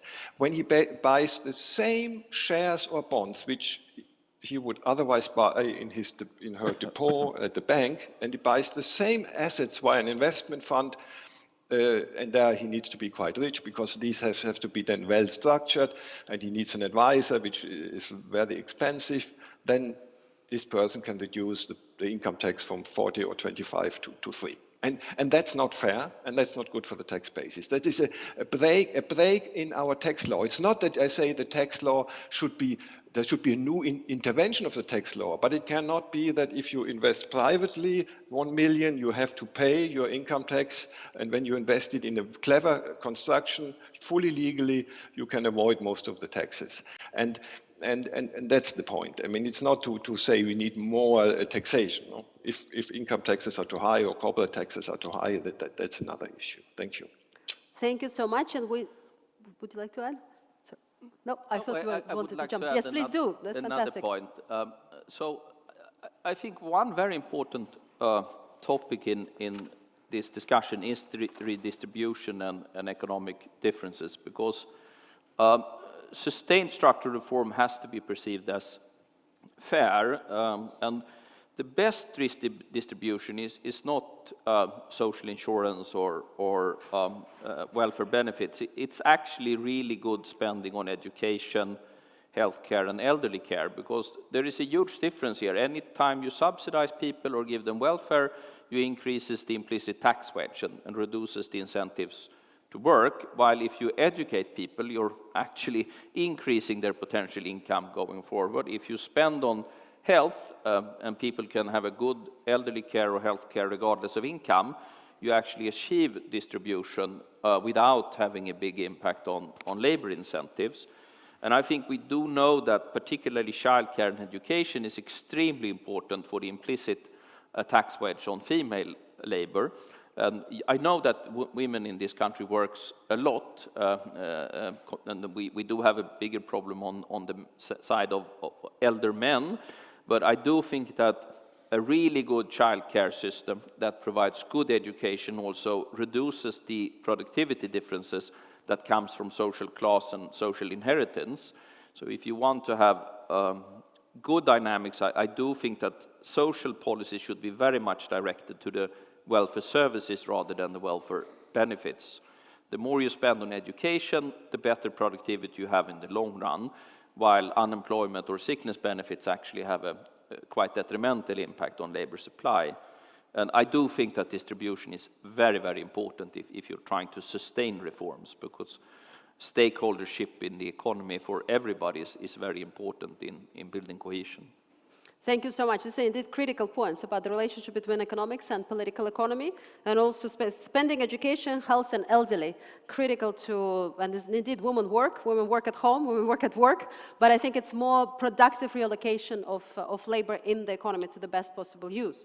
I do want to leave the audience. We have a full room here, so if you have any questions, I have endless list, we can go till the night, but I do want to give an opportunity to participants here for questions. I didn't see either I'm using incorrectly the Slido, or I haven't seen any questions here yet, so you'll have to raise the hand.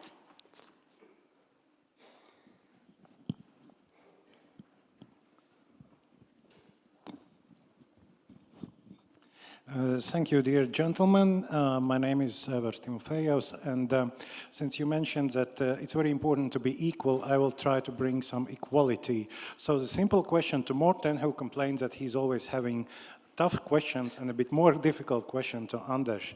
The first easy question, what would happen to real estate construction market and equality in case of increased property tax?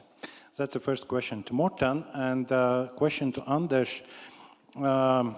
Latvian success story to overcome the crisis obviously was really a success story, and it was possible to avoid necessity for Swedish taxpayers to cover up for some losses. But what could have been done differently in this success story to avoid demographic disaster that was triggered at that time and that we still feel severe consequences of? So, property tax and demographic disaster. 2 questions, one easy and one not so easy. Thank you, gentlemen. Okay, he says it's an easy question, and he's actually my colleague, so it's most likely on purpose, right? I think, you know, nobody's talking about 10% property taxes or anything like that, right? But they are minimal in this country, right? They're really small. And it is one way. I mean, it's the usual arguments about it's something you can tax that cannot move away. So it's, you know, unlike people. And it's something where typically those who have bigger apartments or bigger houses, they're also the richer people, so you can, you know, in a fairness sense, you will tax them more. I don't really think there will be this big thing in terms of construction, but I am dead certain that you can go to the construction lobby and they will talk to you for hours about that it'll kill the construction industry. I just don't believe in it. I look at other countries, hasn't happened. And it's also possible to differentiate. You can tax the bigger houses more, and actually you can also differentiate between newly constructed houses and old houses. So you could, for example, have a higher tax on old houses and a lower tax on new houses. Sure. Well, I think I've spent 30 years in macroeconomics, particularly in economic crises, and I must say the best way of dealing with crises is to uphold macro stability to start with. That don't get into large current account deficits, don't run wages above the competitive countries, don't get too indebted. I'm sorry to say it's the preventive work is the most important. I've asked Morten before, because when I was working for the Swedish Riksbank and we were preparing for the euro entry, we put a lot of effort into how we could restructure fiscal policy to become more countercyclical. Could we have special instruments? Could we use fiscal policy councils? Could we strengthen the position of the Minister of Finance inside of the cabinet? Could we strengthen the Ministry of Finance as an institution compared to the other arms of government?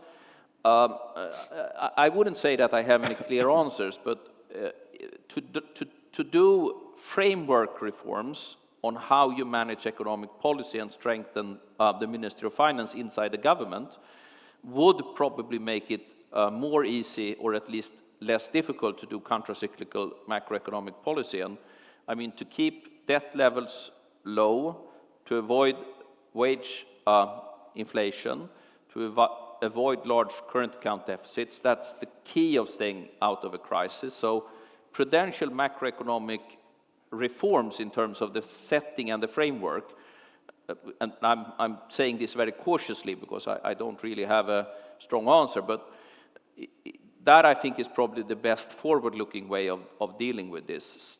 I mean, I've been a Minister of Finance, so I have a self-interest here in saying, but a stronger Ministry of Finance is probably a good thing in any government. Thank you. And we do have some questions. You already responded indirectly on the debt sustainability question in terms of higher spending and debt sustainability. The question is, one of the questions I like is on the industrial policy. So, you know, how can we, you know, without picking winners, how can the government, is there room nowadays for industrial policy in Latvia? And the specific question to Mr. Borg is the political risk in the Baltics among the highest in euro area, as the banking lending rates would suggest? Well, I think that if you have a political risk situation, it is always negative to increase the risk. If you have financial markets, they are always fast as antelopes when they are scared, and they have a memory of the elephant when they perceive that the risk has gone up. So a low political risk, I think, is normally a very, very good asset that you should safeguard. Thank you. And if anybody of the panelists want to respond to the industrial policies question. How to do industrial policy without picking winners? I'm just against. Do we have another hour? Yeah. I would probably argue for spending a lot of money on research and development. I would echo what our governor said on the universities, to really spend on fundamental research. And I will also have my other hobby horse, mathematics. AI is all about mathematics. And to strengthen mathematical education from early years and also increase education spending on engineering and natural sciences, I think is, I mean, AI is basically matrix algebra. It's nothing else. It's nothing dangerous. I worked with it for many years, and my father was an expert in it already in the 60s. So it is about mathematics. If we want to be competitive in the new AI world, it is strengthening our mathematical capabilities, and I would probably argue to do that already in preschooling and first class, because if you want to have first-class engineers, it is the whole education system that has to be refocused on towards STEM. Morten. Yeah, and I agree, right? I mean, do the foundation, but this about picking winners or something like that, forget about that.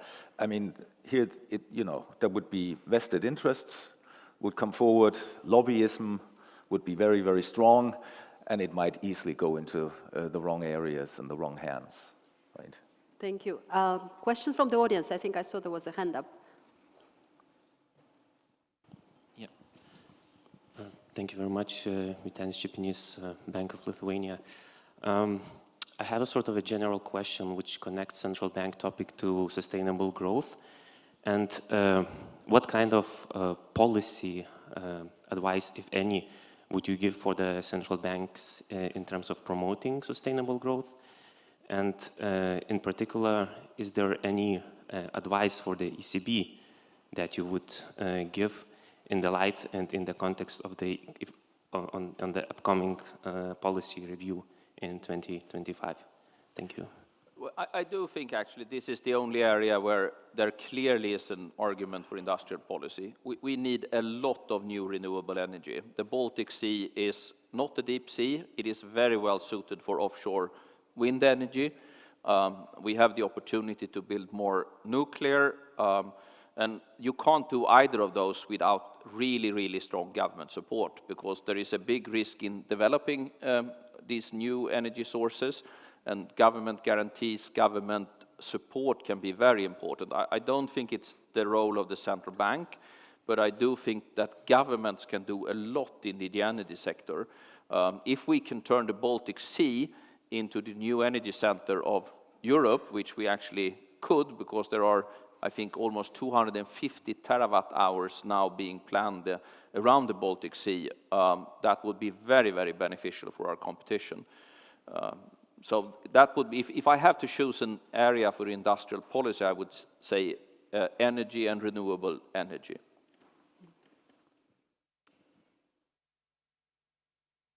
Yep. If I just can make a remark. Oh, please go ahead. And then we'll ask the questions. Please go ahead, Klaus. Yeah, sorry, just to support what Morten said on industrial policies. I mean, if this comes back to what I tried to say about political economy, of reforms, of economic policies, there's a big risk that we are subsidizing the industries of yesterday, the old industries. And that's a bit also what I mentioned, where Germany may plan a subsidy for energy intensive firms. I mean, for, electricity subsidy. So that's not, I think, what is the best way forward. So I very much agree with having more students in STEM, having more research, having more innovation, but picking big companies and giving them subsidies is more problematic, apart from what Andris just said. A second remark on what I said, just to be clear, this is my personal views, and also about this investment fund issue, which we briefly discussed. And this is based on my private work or research. It's not an ECB-related issue. Thank you. Thank you. Yeah, thanks a lot. Jurijs Moskaluks, Latvijas Banka.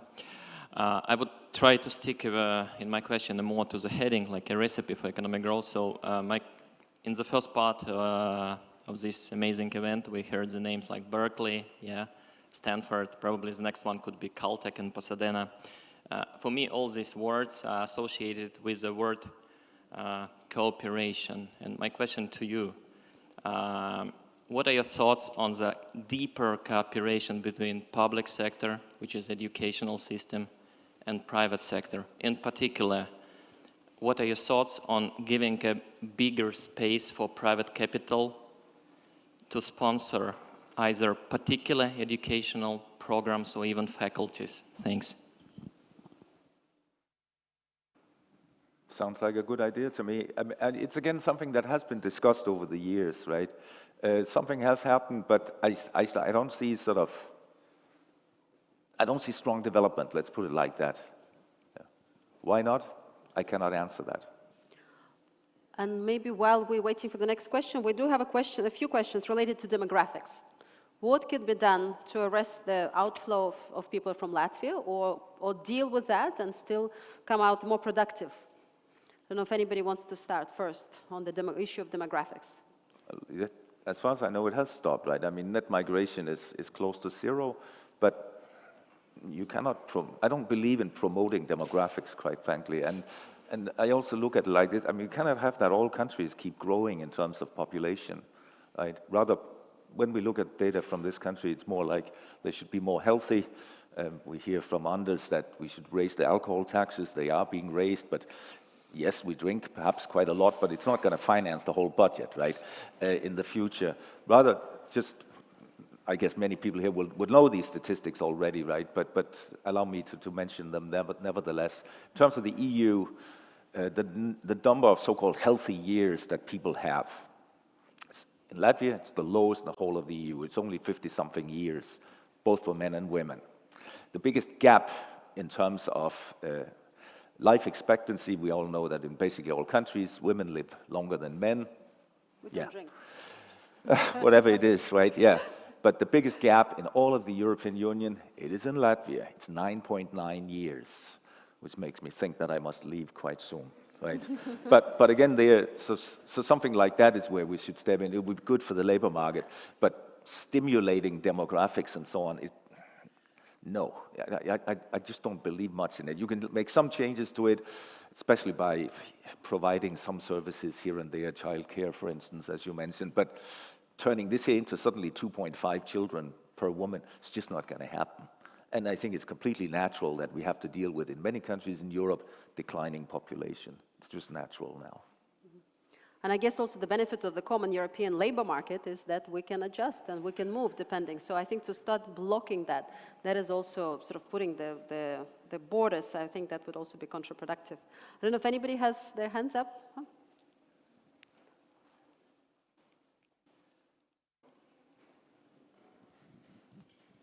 Hi, Mārtiņš Küüsmaa, Maag Food, a large food producer in Estonia and Latvia. Much of the discussion we've had here in the previous panel and in this one seems to suggest solutions that fall in my head under two categories. Either they are such where we need to invest and spend today and then get the return over long run, like education or infrastructure, or they are such that directly try to take money away from someone, like the property tax. As Morten pointed out, politicians don't like them. And I think there is a reason for that. In addition to them personally not liking them, also their electorate doesn't like them. What needs to be done in order for not only people in this audience, but the general public to understand the need for such changes and therefore also support them? Who would like to go? We don't want to discriminate people on the screen, so if Klaus or Niev want to jump in. Very briefly, I think it is. I mean, it's not directly to the question, but related. If this proposal would be implemented, you have high carbon taxes, emission trading system with a lot of coverage, and you give the money directly back to the people, a large share of it. And then they see it in their pockets that this is a policy which is, at least on the lower income people who are not spending too much money on say, a lot of activities which use a lot of carbon, produce a lot of carbon. These people will immediately see that there is a benefit. No? I mean, so that is one example where if you do it, you can get support from people because they see the benefit. But that's, of course, the problem is, why is it then not implemented? Morten, you wanted to? I mean, Oh, sorry, go ahead. Sorry, Nia, so go ahead. No, I was just going to really quickly. I mean, I think with the carbon transition, the notion of the just transition is hugely important, because if we think about it, this is the biggest, probably the biggest single policy change in how regular people live their lives. So I think the political economy on this is absolutely acute. So, I mean, more than anything we've probably ever engaged with. So I think this sense of seeing it in your pocket is hugely important. And maybe the other small source of comment I'd make is, I think this is one of those policies where review and assessment is really important, that these things are kept under a cycle of continual data, assessment, review, sunset clauses, because they are really, really big policy changes to advanced economies. And it's very important to kind of see how they're actually working in practice. Thank you. Yeah, thanks for the question, Martin. Sorry if it sounds arrogant, but I think the issue is cultural. Right? This year that it's my feeling that there is very little belief in this country that tax money is well spent by the government. Government is usually hated for taxing us and spending it. Andris and I come from the Nordics, where things are just quite different. People typically don't like to be taxed, right? But they don't mind to be taxed either. There is a strong belief among most, not all, but that money is well spent. Sorry if it sounds arrogant, but it's not to mean that we are different in any way or form. I'm not quite sure where it comes from, but it's something that we've had in our culture for very, very many years. But it's where the Nordics, they stand out and are very different from the Baltics. A little bit like, if I may follow it up with respect to Ireland that is represented today, basically the only country that I can think of that ever made a transition from the bottom of the EU in terms of income per person to, if not the top, then to the top. Right? So some countries that it's very difficult to compare us to. I don't think different culture and different many other things, of course. Right? Thank you. And while we're waiting for the next question, I want to answer a question that is actually to Andris, but I'll answer it. So high political uncertainty might limit investment. Argument fails. It was seen in the case of Russia for 30 years. We should not forget Russia has money coming out of the ground. So it's a very different economics than it is in Latvia. So oil price in Russia went from 13 in 2000 to 113 in 2008, and is about 80s. So let's not get confused here. If you have money bursting out of the ground, then economics is a bit different. So, but we're here in Latvia, we don't have money bursting out of the ground, out of the faucet. So I think that's, I took the liberty to answer. But please, more questions from the audience, because I also have here from online. Okay, while we're still waiting, the question on the Baltic countries, you know, we talked about convergence, divergence, we talked about maybe different cultures. Estonia, Lithuania, should there be some examples that we should just take over for Latvia? Some good examples from what other Baltic countries have done right that we should implement. Well, I don't know the specifics, so I would not have a strong answer, but a bit contrary to what I said about the banks and political risk, I do think the fact that there are 3 Baltic countries is an advantage, because if you ask a standard Swedish businessman or businesswoman, they would argue, well, the Baltics is like, it's the closest thing to home. It's very much like operating in our own economy, and that makes it a very, very attractive area for investments. And I think this is probably also true for Germany, which have I think would guess have the same perception. So I think that's a huge asset to keep, to being perceived in the Nordics and in North Europe as a part of the Nordics, North Europe, I think is a big asset for all the 3 Baltic countries. And I think the general perception is that if you run a tech company, you can always find some smart programmers here in the Baltics or in Ukraine or in Poland. So I think it's a generally very positive view on the Baltics as an investment area. Thank you. If I also could follow up on the question was the capital markets. We talked about capital markets union, but also what we need to do in our countries, you know, to foster development of the capital markets. What can be done in Latvia or in the Baltics? You know, is there a significant payoff for us to try to develop again our own capital markets while we're waiting for the bigger capital markets to happen? Union.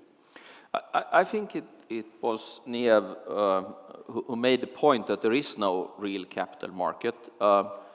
I've done startup investments now for more than 10 years. I probably look at 200 companies a year. The startup VC scene is, you know the rule that you should be able to drive to the company within 20 minutes, otherwise it's too far away.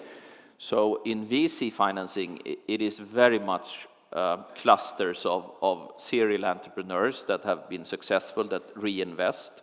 So anything that you can do, I mean, in Sweden we have this specific tax regime that if you invest in unlisted companies and then sell the shares, there is no corporate tax and no capital gains tax as long as you reinvest in new startups. And given that the tax rate in Sweden is fairly high, it becomes almost like a box that you can't leave. As long as you reinvest in new companies, you actually have a tax-free zone, and as soon as you want to take the money out, you have to pay 60–70%. So you shouldn't go for the Swedish high taxes, but maybe this type of VC solution for keeping serial entrepreneurs, not buying yachts and big houses, and instead reinvesting in new startups is something that could be worthwhile looking at. So very, very, very interesting point. And I don't know, Niaf and Klaus, if you want to add, or Morten? And I can add that. Sorry. Sorry. No, I mean, I would agree with that. I mean, I think one of the big longitudinal challenges we have in Europe, and include the UK here, is an appetite for risk capital. I mean, that is much, much lower in Europe than it is in the US. And one can use the tax system, but there are also regulatory issues here. You know, the capital cost for insurers, banks, and so on. I mean, that is a very important sort of environmental factor that needs to be looked at when it comes to risk capital. And I think we do have some work to do still there. Yeah.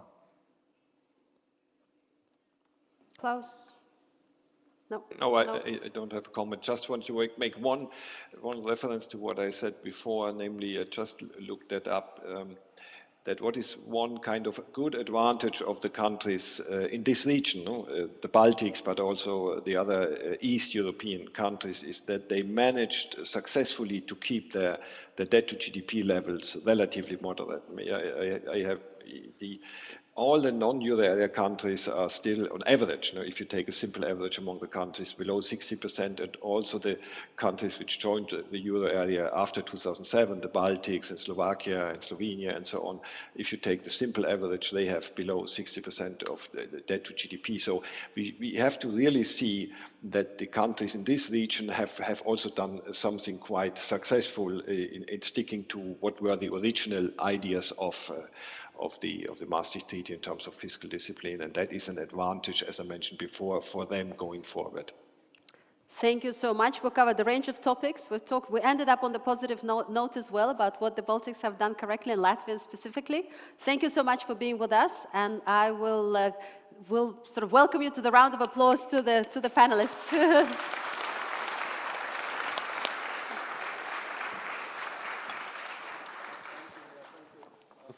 To the panel for great discussion, and thank you, Elina, for great moderation. So there is just one thing left to do, right? Governor Kazāks, in his opening remarks, said that he will not provide a recipe. So it's time to find out whether he has found a recipe or not. So please. Thank you, Andris, and thank you all for spending so much of your time today, and especially big thanks to the panelists.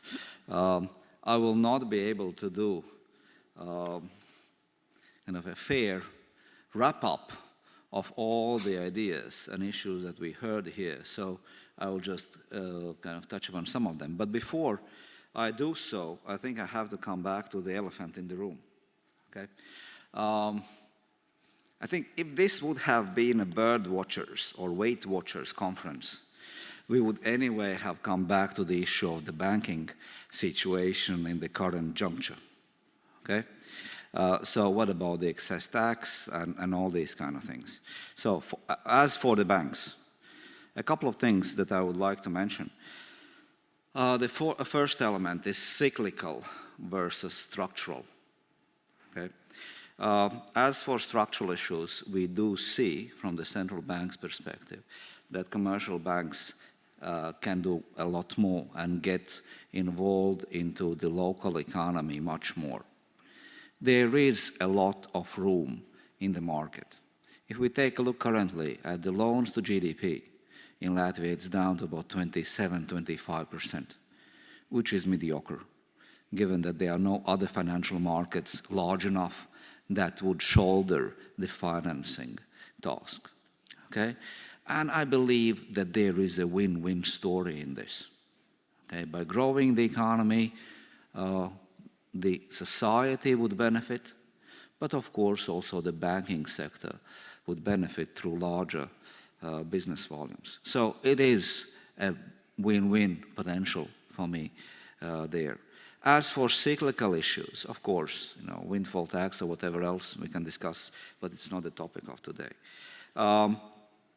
As for the banks, I think there is much more that we can do to benefit on both sides, both banks in terms of growing business volumes and the society. And that, of course, means that, yes, there was 2008 crisis, but that's a long time ago. Structurally, we do see a different economy. We see less risks. We are part of the euro area and all the related issues. As for the past crisis as such, I think there are a couple of things, and Andris mentioned some of them. It's going to be of course, a long discussion potentially on who lost out more, who caused what was the reason of boom bust, what was the outcome of AML. I would better think that, of course, the losses were on both sides, and the demographic story that was mentioned here on the Latvian part is just gradually being played out because we lost really large segment of the labor force. And that sounds very crisp and academic, labor force, but of course these were families, these were people who were part of our team, if I may say so. So there are, of course, positives and negatives and all that kind of stuff, but what I would see the major task is to see how do we go forward. Okay? How to make this into a win-win story rather than lose-lose story. Okay? And I think policymakers and bankers have a nice work to do. We are not after, I hope, we are not after communism here, and we are not after Wild West either. Okay? So let's be forward-looking and constructive. Okay? It's in the interests of both parties. Okay, let me then come back a bit to the topic of today's conference. As for monetary policy, of course, this is very topical that we discussed today, and thanks a lot for lots of nice ideas and things that we may carry forward. But monetary policy, of course, what we saw is price stability, which is the responsibility of monetary policy, is a necessary, but by no means a sufficient condition for growth to be strong. Okay? And I think it is important that we realize all these issues that we can do to make ourselves, our society, much more affluent. And I think another outcome of this discussion was, I think, very clear. There is no the recipe for growth, which is universal. There is no the silver bullet. There is a recipe. There could be many recipes. They could be country-specific. They could be time-specific. But we can do this. And it feels like a bit like preaching to the converted, But I think the very clear understanding is that it takes lots of small things to be done, and consequently and continuously to be done, so that we can all together move ahead. So coming back to the cooking analogy, roll up your sleeves and start cooking. Okay? Nobody will serve us. We need to do the cooking ourselves. And if we go to Klitschko's story, we can't deliver a punch. We've seen and we've proved that in the past, and there's no reason why we cannot do in the future. And the last point, education, infrastructure, healthcare, energy sector. Unfortunately, these are all segments that will take time, that will take 5, 10 years to bear fruit. But if we don't do it today, then in 5 or 10 years' time, we will have no fruit. Okay? So do it now. So, and please join in saying thanks to all those who already have done, in a way, their job, saying, what are the opportunities out there? But it is only for us to follow up on this with real and everyday, even maybe incremental, but improvements. And then in a year's time, we're going to be somewhere further. In 5 years' time, it's going to be a different story. Okay, so thank you very much, and let's roll up our sleeves and do the best we can. Thanks a lot.